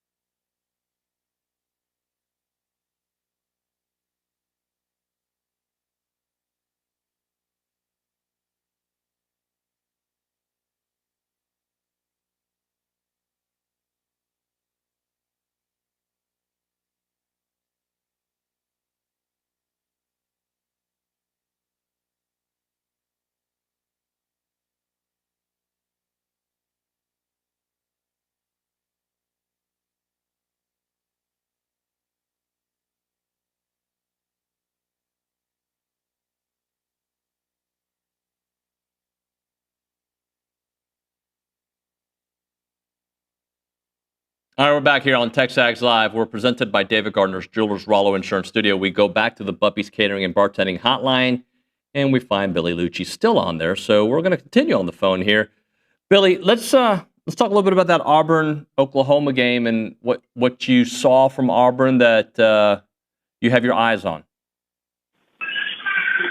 Well, their pass rush is good. Their defense is good. And Olin's boy just continues to prove him wrong.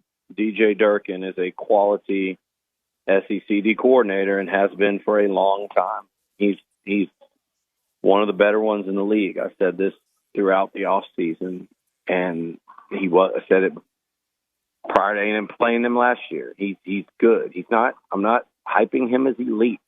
Look, A&M, they got shut down early. They lit him up late. Oklahoma figured it out late. Mateer, I think, was 16 of his last 17, but Auburn will get after you defensively. And Durkin will try to confuse quarterback that hasn't seen him. So hopefully Marcel Reed, having seen him, thank you. Hopefully Marcel Reed, having seen him a year ago, helped. Same thing with Colin Klein. It's the second time around. It's not the first like it was for Arbuckle and Mateer, but that's a good defense. They get after the quarterback. But, and Cam Coleman's great. And he's not great. He's probably the best receiver A&M will face this year. To me in the SEC, the two guys I'd fear the most right now, from what I've seen, are Cam Coleman and Mario Craver. And I think it might be this week, it might be in a couple weeks, but I think we'll be saying Casey Concepcion be in that group also. But Cam Coleman's going to be in it no matter what. And thank you. He, down the field, scares the hell out of you. And the Aggies learned that last year. And Singleton did a great job at Georgia Tech. And if Jackson Arnold will get rid of the football, other teams will be in trouble. Problem is, we've got a long body of work that says he won't get rid of the football in time. So that's going to be something really interesting for Mike Elko to try to navigate and scheme around, is how long he'll hold the football, how much do you want to dial up pressure versus how much you kind of want to sit back. And, that's going to be the chess match for the Aggies, because if you get to them, Oklahoma got to them, was it 10 or 11 times? 10 sacks, 14 tackles for loss. Now, they are wildly aggressive under Brent Venables, and I don't think you're going to see Elko and co do that. But I think this could be one of those games where Mike Elko kind of takes remember the approach.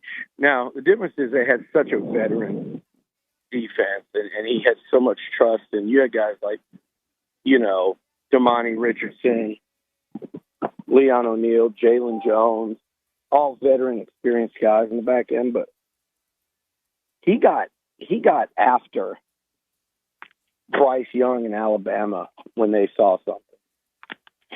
And Bryce Young in Alabama had, a couple of great receivers, and Jamison Williams and Mechie, I think, in that game were their two stars. But he got after Bryce Young, and they sacked him more than people thought. So it wouldn't surprise me to see Elko get aggressive on that front in this one, because you just got to take advantage of a quarterback that isn't throwing the football, because otherwise, Cam Coleman's going to catch a lot of balls. If you give him time and let him get through that elongated processing that he does. So that stood out to me. They got to get Jackson Arnold on the ground. And you got to hit him and rattle him and do all kinds of things to him. But, to me, those are the two things that stood out. Probably Auburn's defense is good. Auburn's defense, Nuño, I'm not sure. This would be an interesting one, but part of me feels like they might be better than what Notre Dame is right now. And that's crazy for me to say, but I do know this. I do know they've got a better D coordinator. Olin's boy, Smirkin Durkin, is better than Chris Ash is. I know that. He's not better than the guy Notre Dame had last year, who's now in the NFL, but he's better than this guy. He's better than Ash. So It'll be a real test. We knew that. Nothing I saw Saturday made me feel any differently. I think they're a good SEC team. They're not elite, but they're good, and they've got a couple of elite players. They got an elite pass rusher, and they got an elite wide receiver. You mentioned that about the Auburn defense maybe being better than Notre Dame's. Secondary as well? Well, they were without one of their best players, I think, in a corner, and I don't know if he's going to be back, but no, I wouldn't say that. And I also wouldn't say, here's the other thing. I think OU's O-line is not close to A&M's. So hopefully that's the reason why the Aggies have more success offensively than OU did. Because I think that Oklahoma offensive line, I don't think it's any kind of strength right now. And I still think it's an issue for them that will rear its ugly head probably in a couple weeks against Texas, when neither team will have an easy time scoring and as a result of it. Are you a believer in Mateer, though, as a quarterback? Depends on what you mean by believe in him. Do I believe he's good? Yeah. Do I believe he's a winner? Yeah. Do I believe, do I want the ball in his hands towards the end of the game? Yeah. He's that type of dude. But do I think he's as good as the hype? No. I said it before, say it again. I don't think he should be a front runner for the Heisman or anything like that. I thought he should have thrown 4 picks against Michigan. He didn't have, I didn't think he had a great game by any metric against Auburn. I think he had a gritty game, tough game, and sometimes that's what you need. So I like that about him. But they anointed him way too quickly. And again, if you look at his body of work, he's had the potential to have some real stinkers. And if you think that's just going to go away in the SEC, I think you're crazy. Especially, again, I don't think they have the best O-line. I think, Burks is a really good receiver, great receiver. I like their freshman running back, but I don't think he's working with as much as Marcel Reed is at all, like across the board. So it'll be interesting, too, to see this weekend how Marcel does versus this Auburn defense a week later versus how Mateer did. That'll be fascinating because I do think you put Michigan and Notre Dame on kind of a similar plane. I think the Irish would beat Michigan in a heads-up game right now just because of their offensive firepower. But, similar plane. And you look at what Mateer did against Michigan versus what Marcel did against Notre Dame.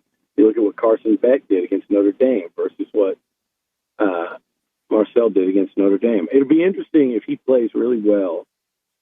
Now, I think it's a big if. I think he can play well, but I'm saying it's a big if that he puts up big numbers again like that. But if he did, and he put up kind of eye-catching numbers, I would love to hear what people are saying about this Heisman race when they're telling me that Beck and Mateer are way up there at or near the top of the list. Got to drop it right there, Billy. We'll hit a break, and then we'll see you at the top of the 8 o'clock. Godspeed. All right, we hit a break. Moment for Caldwell Country Chevrolet, Highway 21 in Caldwell, online, CaldwellCountryChevrolet.com. If you're looking for a selection that won't break the bank, you need to reach out to Caldwell Country Chevrolet. They're stocking up on new vehicles all the time. That's what they do. They grow their inventory, and they're going to have some great deals for you just south of those big city prices. No dealer add-ons. What you see is what you pay. They're locally owned. They have an Aggie alumni team, and they're ready to roll out that red carpet for you, and they will give you value when you go there. Value in everything, right? Every vehicle comes with that free oil change for life. That's thousands of dollars of savings on the life of your vehicle, and their pre-owned inventory is moving fast, which means you get top dollar for your trade-in. It's a short conversation. We're talking 15 minutes. The Edge of Brand, the beginnings of Caldwell. Short conversation away, but you'll see the difference when you step on the lot and do business with the great people at Caldwell Country Chevrolet. Highway 21 in Caldwell, online, CaldwellCountryChevrolet.com.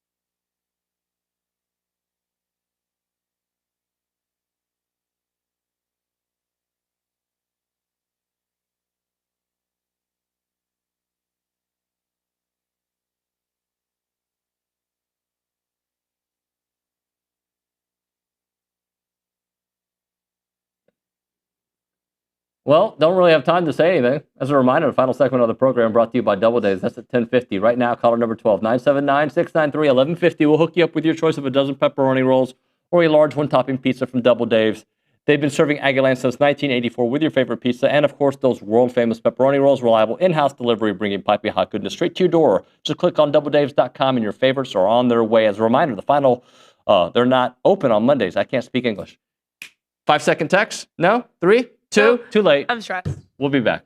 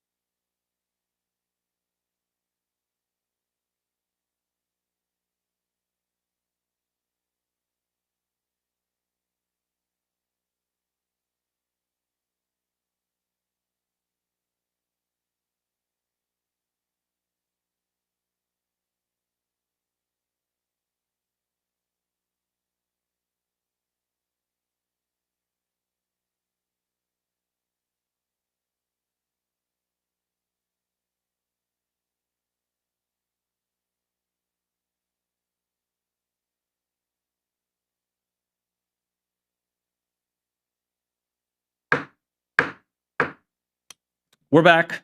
TexAgs Live, presented by David Gardner's Jewelers Rollo Insurance Studio. Hour number 3 of the program. No, not the 8 o'clock hour, Billy. As I said earlier, the 10 o'clock hour.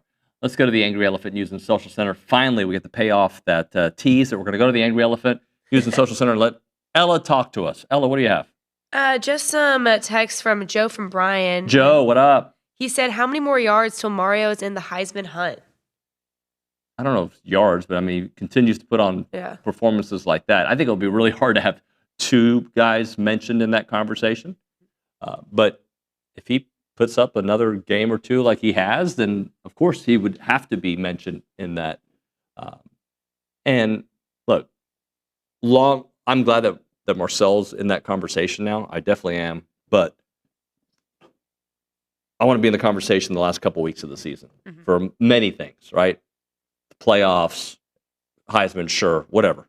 But all that would mean is that everything you've done has gotten to a crescendo point that you are one of those programs. What else? Someone said, maybe I've been guzzling maroon Kool-Aid, but I just don't see Auburn keeping this game close if Elko has the team ready to play. I think he's going to have the team ready to play. I don't think that's going to be a question. But if you look at all these games, all of them in the SEC, right? And what A&M has played the last year, if you want, read it again so Billy can hear it. Yeah. It's not a question of being ready to play. It's a question of making the plays at the end of games, which is what they talked about. That text was? Yeah, Billy, it said, maybe I've been guzzling maroon Kool-Aid, but I just don't see Auburn keeping this game close if Elko has the team ready to play. I don't think having the team ready to play is the question. I think it's SEC games come down to execution. All games come down to execution in the fourth quarter. And hopefully we see what A&M has been talking about all offseason is finishing the season, finishing games. Well, I think I would. Yeah, I'm not worried about Elko having the team mentally ready to play. That doesn't mean it has to all go well for you at a certain point in the game or at the beginning of a game. I think they're going to be ready for 4 quarters, 60 minutes of football. I also think there would be, if I was in on that coaching staff, in that locker room, there would be a little extra to me for this one. Because, and I know coaches don't think this way, but if I'm a player, I'm like, these guys beat us last year. They danced around the field after beating us. It was a huge celebration that was set off at our expense. That you know what would piss me off. And they can act like they don't, but Marcel said it himself, you know, they owed Notre Dame a get back or whatever, however he described it. That's in the back of their mind when you get beat by. I would hope so. If it's not, then I don't want robots, man. Yeah. Like nameless, faceless. And I've heard so many coaches say that. We heard Jimbo say it. I heard some other SEC coach say it the other day. I heard Hugh Freeze used it, you know, talking about Jackson Arnold and OU. Like, my ass, just learn how to navigate those emotions. They're there. Don't pretend they're not there. Don't do this. Hey, this is a nameless fate. No, man, it's not. But do you think sometimes they say that just so that they don't become bulletin board material for another team, but internally they think differently? Yeah, to an extent, but I do think there are a lot of coaches that try very hard to make it where it's just level the whole year. Mm-hmm. And I like how Elko talked about Notre Dame. No, this is different. They know that. Like, I don't have to tell them that, you know. And you say it after the fact. I think he maybe even said it before. Like, hey, yeah, like, we're not hiding from this. It doesn't mean it's more important than other games later on the schedule, but for that week, you can put more into that emotionally, intensity-wise, than you do other games. You know, and you don't have to hide from it. I think so. I hope they're like, I want to get these guys back because they had no business beating us last year. I hope that the coaching staff is like, man, they jumped on us 21-0 last year, and here's why. And I'm not going to let you freeze. And, you know, we all know what everybody thinks of Hugh Freeze. We're not going to let that guy go do that to us again. And I do think there is competitiveness within coaching staffs as well.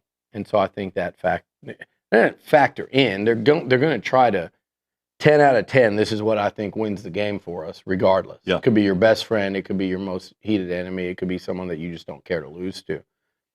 10 out of 10, you're designing everything to try to win the game. Bless you. But anyway, that's I hope there's a little extra this time around because, again, this is a good team, and if you can find some extra somewhere, then I'm all for it. I had this thought this weekend. So before the season, I didn't like the idea of such an early bye week. Mm-hmm. And I think navigating through that bye week, I actually like it, especially knowing that you have a second one coming, that early on you can kind of reset. And obviously it's great that it doesn't come after a loss, it comes after a win. But I didn't think I was going to like an early bye week. And now knowing that the next one, I think is November 1st, I kind of liked where it placed for this year, for this season. Yeah, I always liked it.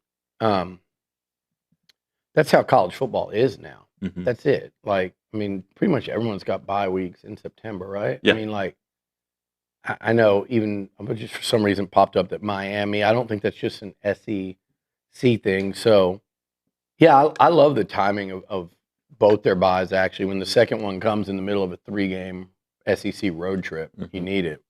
When the first one comes now, I like it a hell of a lot more after they beat Notre Dame than had they lost to them.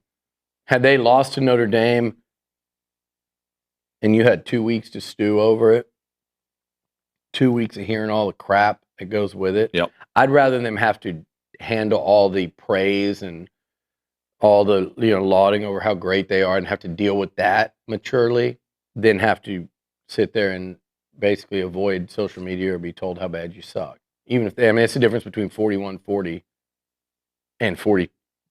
Well, it would have been 40 to 30, 40 to 34. Right. That's the difference right there. And it makes me love the bye week.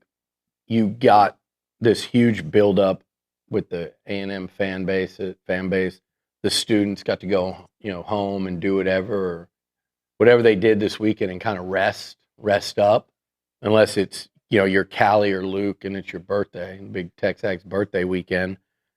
You get to rest up and then build up for. I think it's going to be just an absolute circus at Kyle Field on Saturday at 2:30. So, bye week to me came at the perfect time, and they moved up in the rankings. Yeah.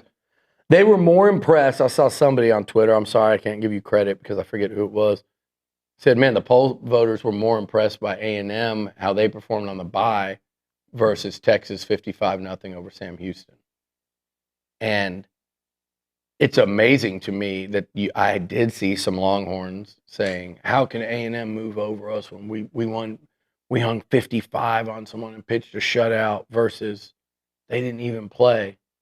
And it's like, it's Sam Houston.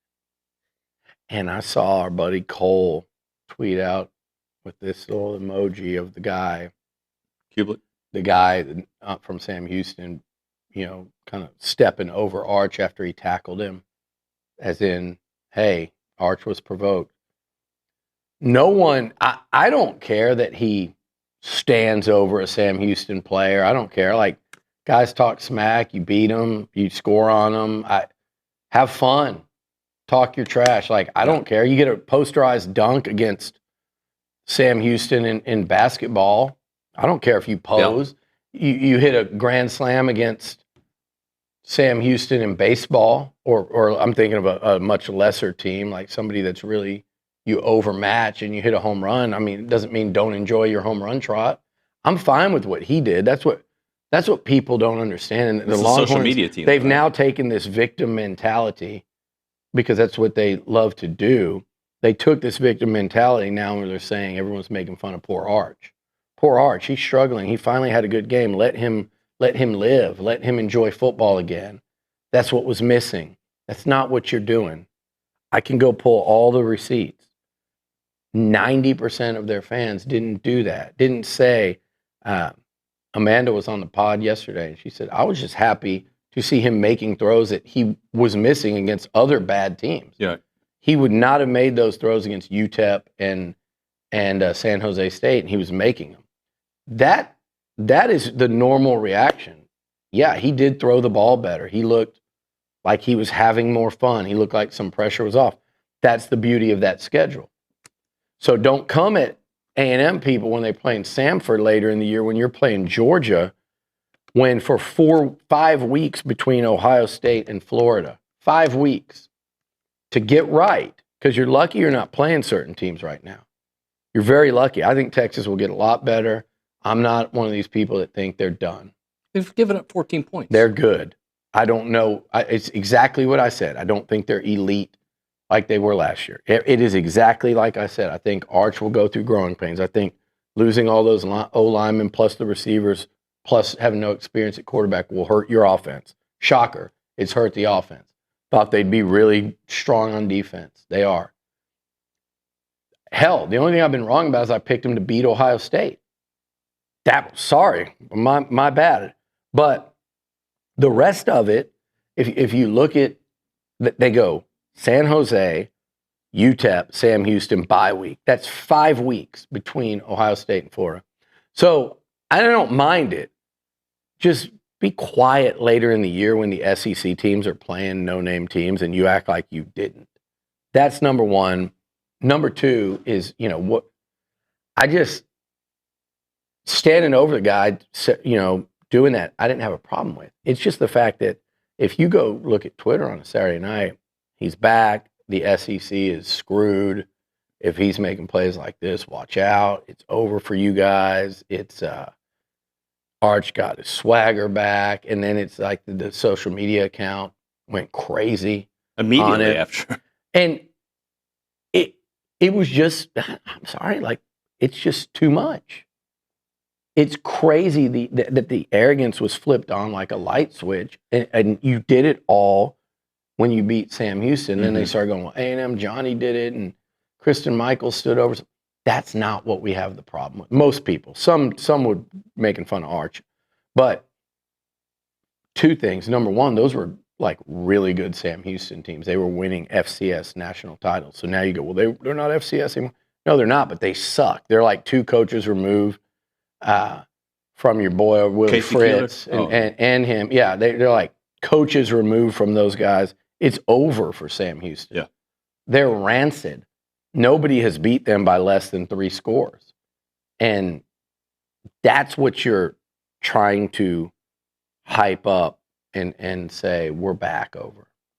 It's one thing to say we're back when you score against Notre Dame to win the game in the season opener. And I don't mean A&M, I mean Texas. Tyrone Swoops, the Longhorns are back. It's another thing to say we're back after you beat, a Georgia team without half their players in a Sugar Bowl and you're Sam Ehlinger.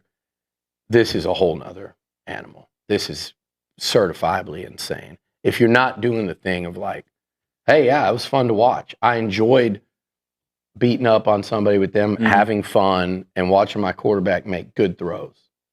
That gives me hope moving forward for the next few weeks because we're going to need that against Florida and OU. Yeah. You're cool with that. That's not what the Twitter mob did. Why does Billy go after? Why does he care?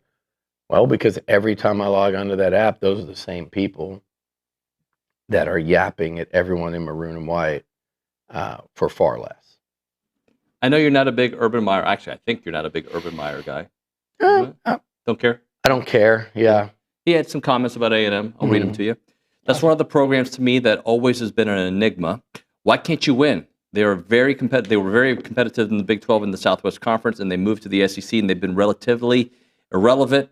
They have not been. There's not been a player that should be. Best facilities, incredible budget, great high school football within a 3-hour radius, and you go a trophy case that's empty. I don't understand that. But he goes on to say, they got a heck of a coach now. All of the excuses of that place that can't win, A&M has 0. Why can't you win there?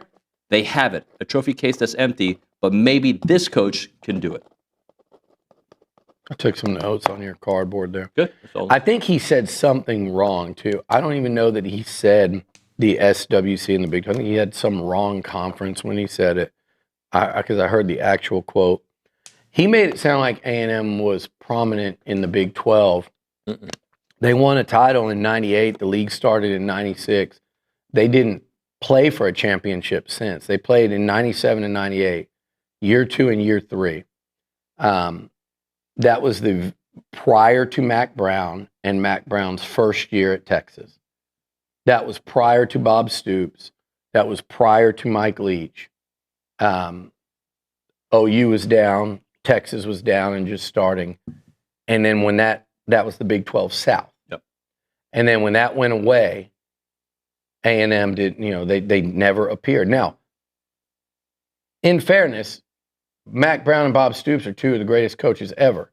And RC caught them on the tail end after being in a place for, 15 years, whatever it was, versus 2 new guys on the block. It's never easy. But the reality is, after years 2 and 3 in the league, A&M, whether it was RC, whether it was Fran, whether it was Sherman, never appeared in the Big 12 title game again. So he's wrong about that. He mentions facilities. Texas A&M was not where they're at in the facilities race prior to joining the SEC. they just weren't. And that's part of what, caught up to RC is it held him back for so long. We were so far behind in facilities, and they built the Bright complex. Literally, it was functional the year after he left in 2003, which is, ridiculous. So then Bright was out. They really didn't get caught up on any level facilities-wise until they joined the SEC. They built that new weight room, and right up until then, they were working out in Needham Steed, which is the same place like Ray Childress was working out. Right up until they built that. I think it was. I want to say it was Johnny's, right when they joined the SEC, and then obviously the whole thing of the house that Johnny built. They didn't do that stadium until after that wild year in the conference. So no, man, A&M was not.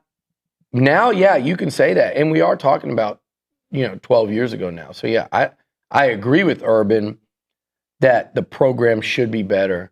The trophy case should have more trophies in it. Texas A&M should win more.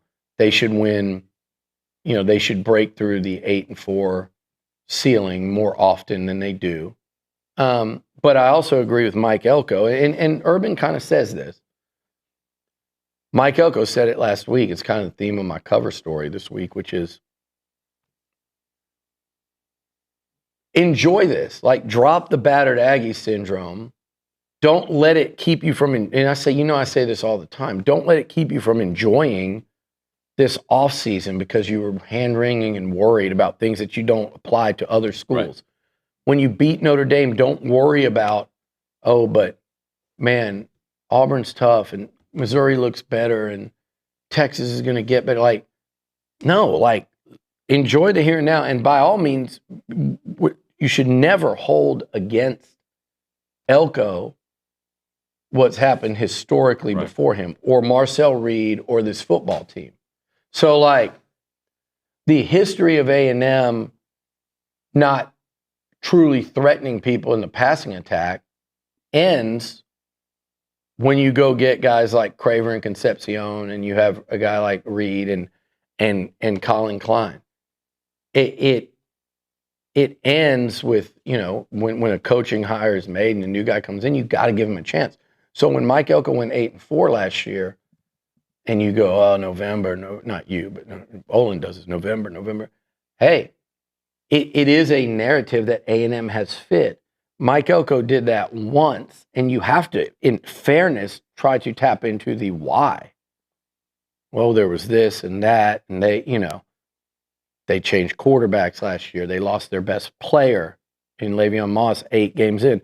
They still won 2 top 10 games. You can't go, this is more of the same, without giving credit for what's different, which is 2 top 10 wins. Well, no, but they were top 10 wins, just like every top 10 team you play. If you beat them when they have a ranking by their name, it's a top 10 win. That's all anyone ever goes by, except like a playoff committee. But it's all anyone ever goes by when you say, what's their number of top 10 wins? What's their record against the top 10? What's their record against the top 5 versus ranked teams versus unranked? That's it. So you can't hold against him what happened historically. And so on some level, Urban was doing that, but then he acknowledged at the end, it looks like things might be changing. Yeah. And let me say this about Urban Meyer. And, you can take, as Olin would say, take this for what you mean. Take it from what I mean. Take it what? Take it from what I mean. I have no idea what you just said. We've got a classic Olin glitch video, and he's talking to you, and he's going through it all, and he's like, take that one minute. And I think he was saying, take this for what it means, but Urban Meyer would have crawled to this A&M job. It's the job he wanted. It was before Florida came available, but he wanted this job when Coach Fran got it. But I believe he was at Bowling Green at the time. So it would have been a big jump from Bowling Green to A&M, but he wanted this one, got to Utah. I think one of his first couple games coaching at Utah, I think my timeline is right here, was here at A&M. They almost beat us. And then a year later, he throttled A&M in Salt Lake City with Alex Smith and Weddle, and I forget, there was another. They had a couple of great DBs in Alex Smith and I think a really good running back. They just ran all over the Aggies in that one. But, yeah, so, you got to understand who's saying what and when and why. And I think that was an honest take from. I don't think that was a bad take from him, but I wanted a little fact check involved there. Can you count pumpkins for me, please? Okay. All right, here we go. Pumpkin Palooza is in the Brazos Valley, their favorite fall festival happening October 18th and 19th in South College Station. And pumpkins really do fly. The festival's famous pumpkin chunkin launchers send pumpkins soaring. Family fun, expect hay rides, pumpkin painting, farm animals, inflatables, games, and pumpkin games to teen competition. Fly casting on Saturday with Good Fly Roundup, the Pumpkin Trail Run on Sunday, youth mountain biking on Sunday, plus kayaking, paddling, and food and drinks. Enjoy food trucks and wildflower mead, beer garden by the lake. And how about tickets? What is wildflower mead? It's the wine place, right? Oh, I believe so. Ticket savings online. Tickets are just $20 in September, $25 in October, and higher at the gate, but early and save. And they have a community impact. Every ticket supports Milliken Reserve Land Conservancy. And also, 2 venues, 1 event. When you get to Milliken Reserve, you arrive at the farm, and that's where the pumpkin chunkin' farm fun and food trucks and much, much more. There'll be hayride where you can fly cast on there as well. Check it out. PumpkinPaloozaBCS.com. Tickets are good for both days. 13? 9, and I think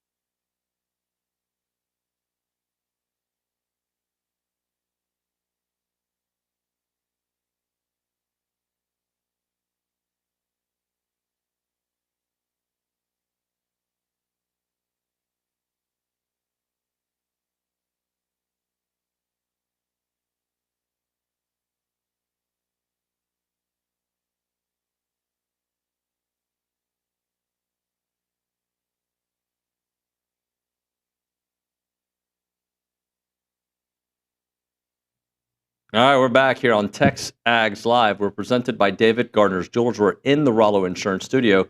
I believe, is this where we do the funny thing? Well, we can, yeah. I was going to show you a little something. So yesterday morning, I woke up and put my pants on and what is that situation? got all of a sudden felt a stinging sensation down by my ankle. And this is by your ankle. Yeah, because it was in my pants, so it could have been. The story could have been. Yeah, I didn't think about that, but and I do know someone that did happen to, that is connected to TexAgs. I won't say who because I don't know if he wants his literal business put out there, but yeah, that thing got me. And you know what I did? What'd you do? I got in the car, I came over here, and I did a podcast. Yeah, because you're a winner. Unlike somebody else here that got bit on the arm in Houston by a spider once famously and called and said, hey, I can't go to this high school game. I just got bit by a spider. It really hurts. I'm coming back. I won't say who it was, but he also left a game one time because it was raining. Not lightning because they continued to play the game, but because it was raining. So Bronny, okay, gotcha. And, I mean, this is the second toughest thing anyone in this studio has done. It goes right above you getting a bruised wrist by some guy grabbing it in one of your grappling matches. Yeah, I was really good yesterday. And were you really? Yeah, it was fantastic. Did you win? I wouldn't call it a win. I'd just call it domination. Go ahead. And it's right behind Olin coming in here with that voice. That he deserves a medal for that, and he's listening now, so I'll give him. He said, he goes, I told him he bullies you in the mornings and gets his way all the time. And he goes, I would never. But Olin coming in here with that voice, you know. What do you do when you get bit by a scorpion? You just sprinkle some salt on it? I've Googled it before the first time it happened. That's like I don't know. It's happened. Unfortunately, you live in South. Did you have to go to the ER or anything like that? I don't even know. The first, like when you live in South College Station, it's probably going to happen to you. And so, yeah, I've been bitten. Griff's been bitten. I saw him get stung right on the nose one time by it. I was like, no. And I saw that thing go boop.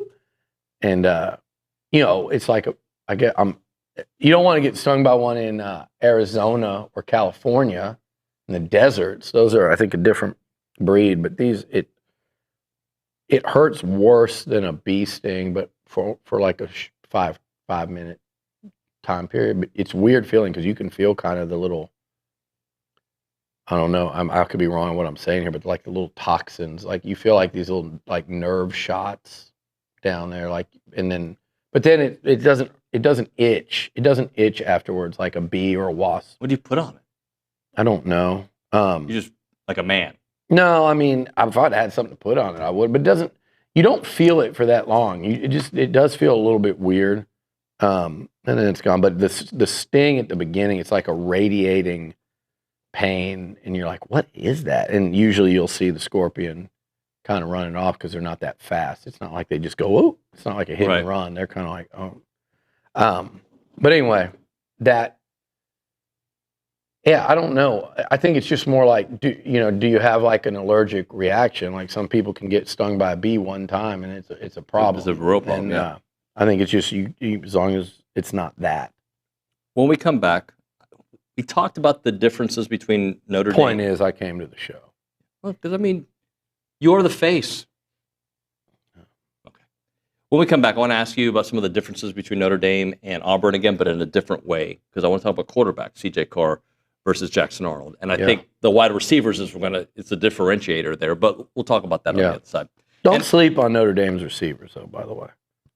I think we're sleeping on them a little bit. They don't have a Cam Coleman. They don't have Cam Coleman. But I think we'll come back and talk about it, but I think their receiving core is actually pretty solid. If your organization or business is looking for an opportunity to engage with Aggies, check out the Association of Former Students, who bring Aggies of all ages together during their marquee events held throughout the year.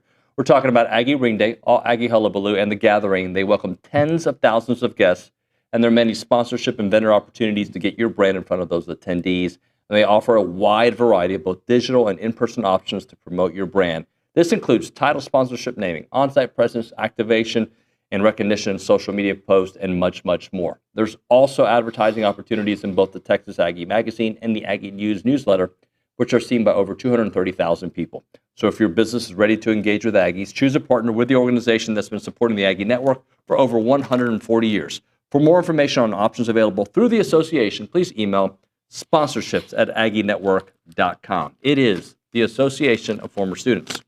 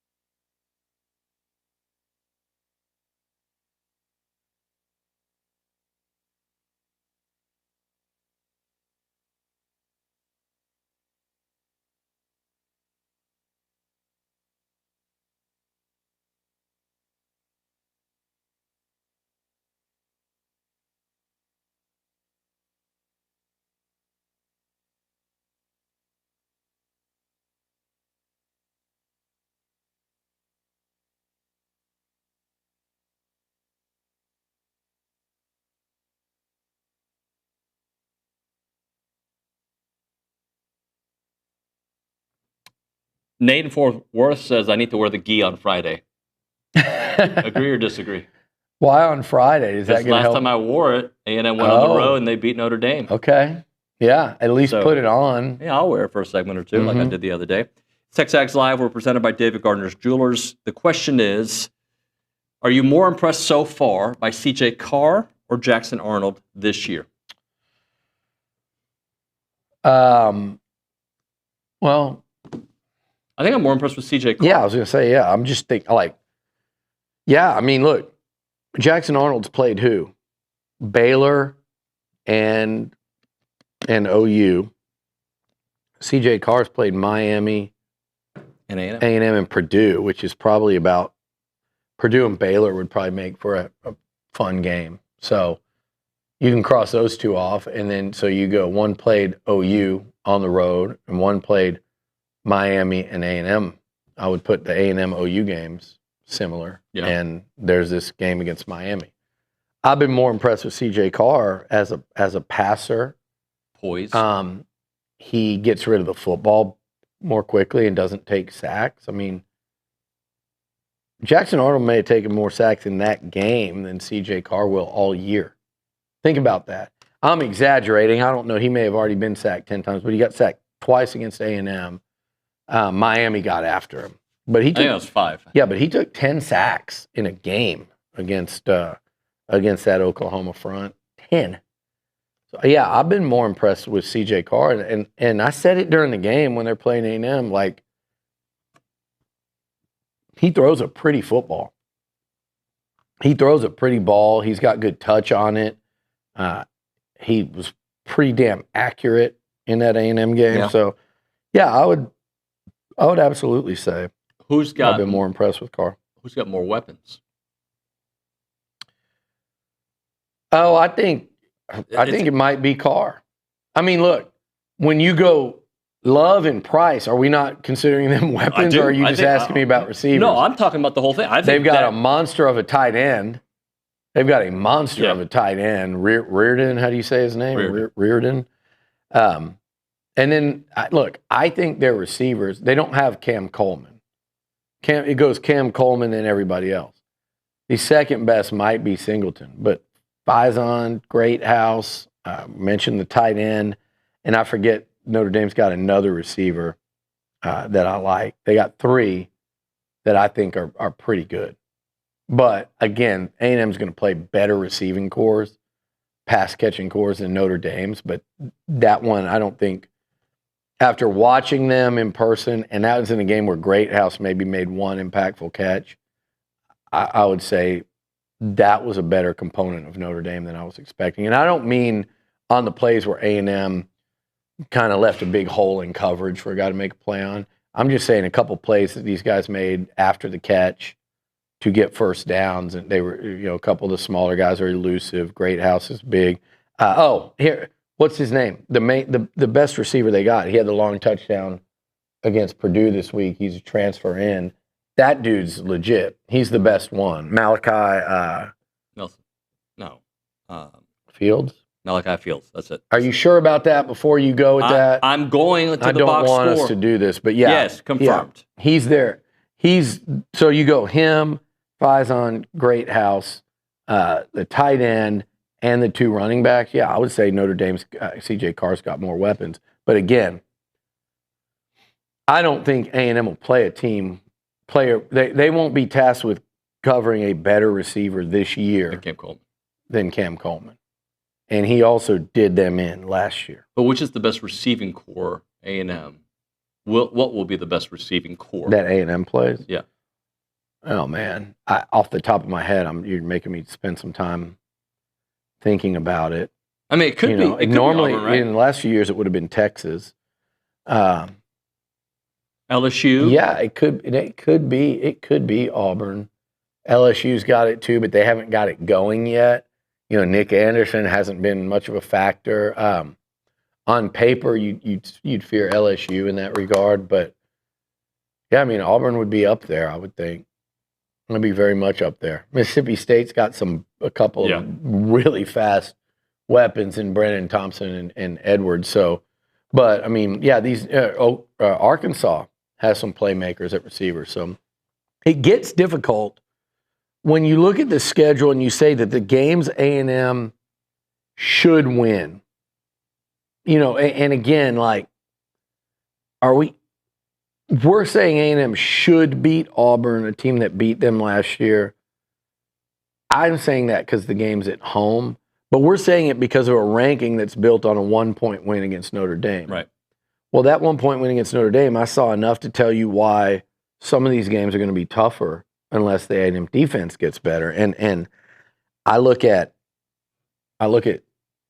Auburn and Cam Coleman and a running quarterback like Jackson Arnold. I look at Mississippi State with those receivers I just mentioned and their propensity to take vertical shots under Jeff Lebby.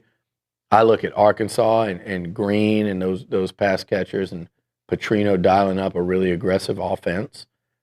And I look at Missouri and what they're doing offensively. We talked about them earlier with Pribula and Hardy and company. The teams that were like, I think, in my opinion, looking at the schedule before the season, the more likely wins, they are built in such a way that they present a problem for the Aggies because of their offensive firepower. So until we learn more about the defense, and I agree with Olin, I thought they looked a lot better against the run against Notre Dame than they had in the first two games. Yep. I said that all week. Like, without question, they made more positive defensive plays in one game against a really good team than they did in two against bad teams. So, or lesser teams. So, the matchups get scarier, and it's interesting too because when you look at Texas and LSU and South Carolina right now, why do you feel better about those games?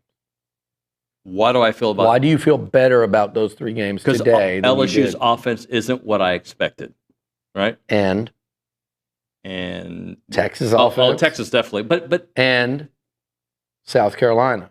Their defense is worse, and their offense is worse. Offensively, all three teams, and again, like, I would love to have played Texas in the last couple weeks. You're not going to. You're going to play them at the end of the year.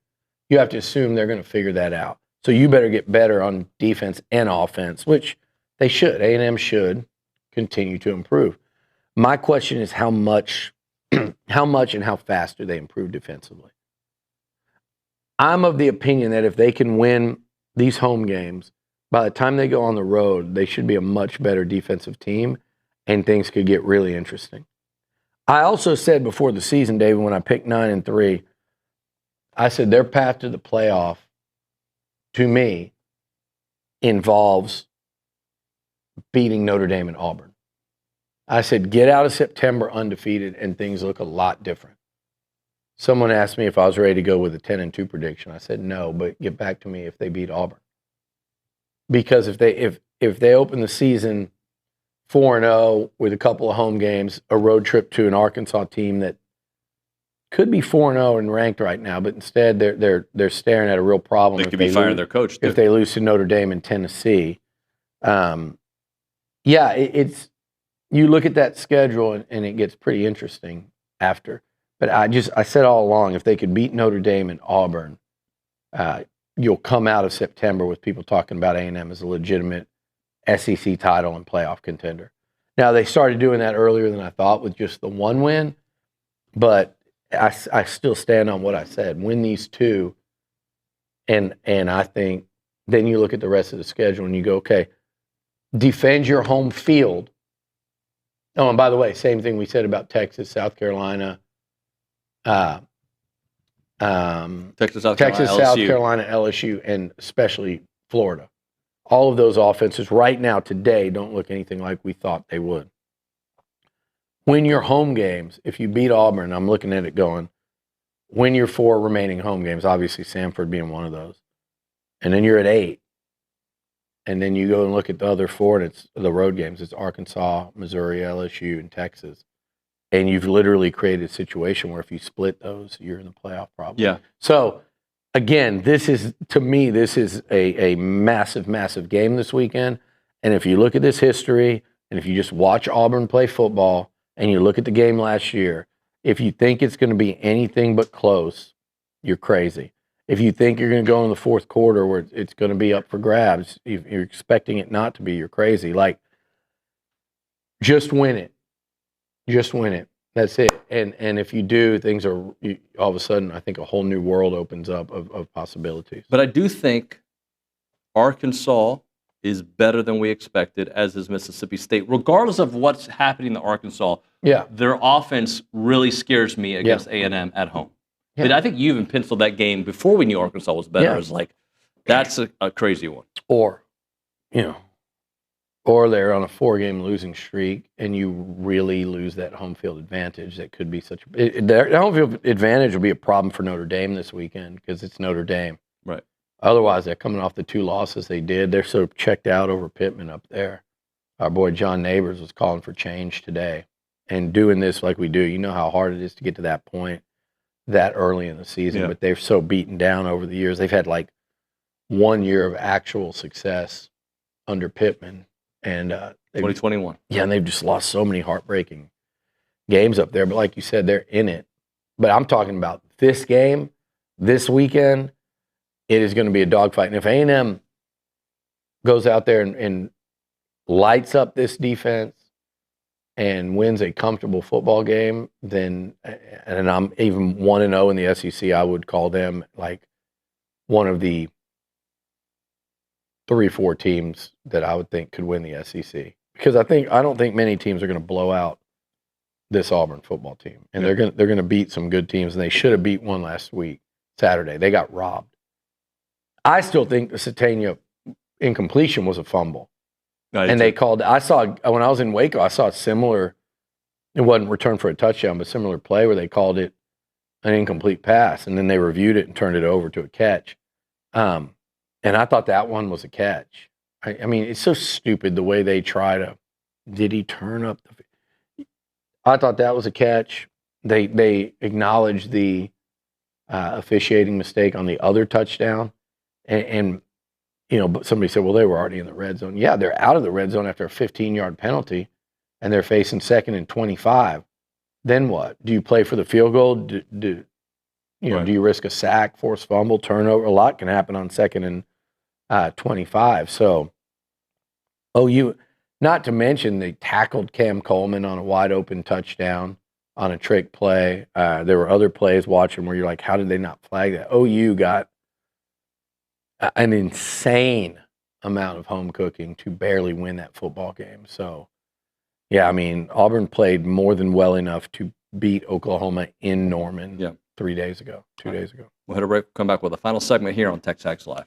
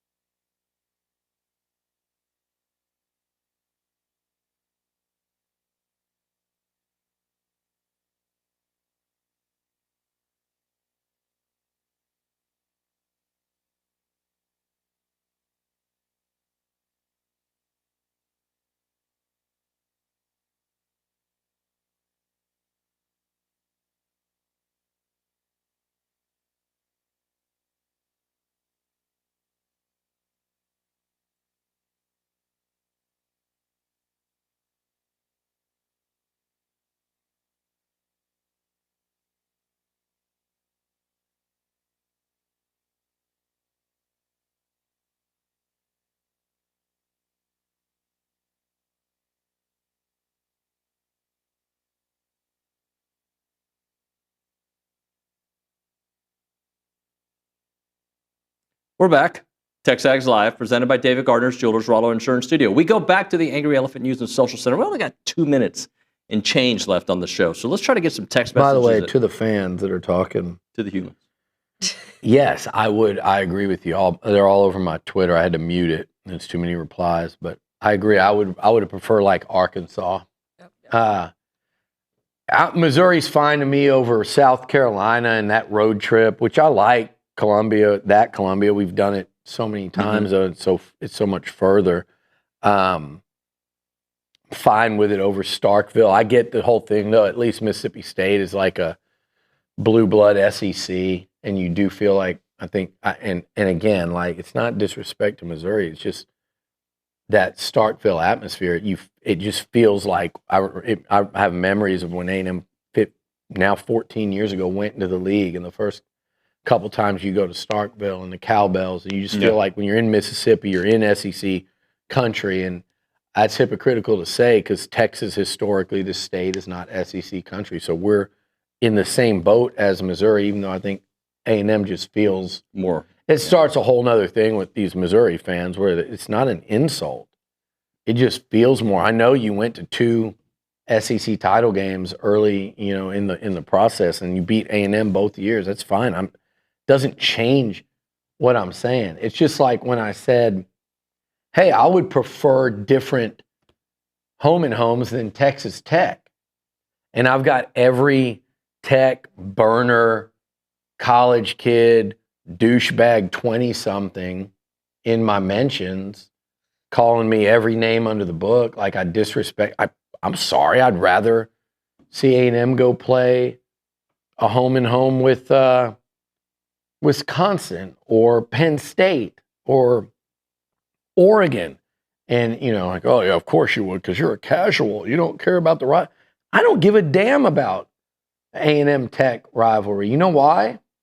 Because it's not anything negative against the people in Lubbock or the school or the Jones Stadium atmosphere. Those are some intense games over the years. I enjoyed them. But I did it from when I was in college all the way through 16 years of the Big 12. So my preference, if you're going to give me a home and home, is to go play, someone else. So, yeah, I don't mind the Mizzou one, though. Again, going back to what I said, but I'm with you guys. Arkansas would be fun, so enjoy it this year. Going to drop it right there. Josh Pate tomorrow. It's TexAgs Live.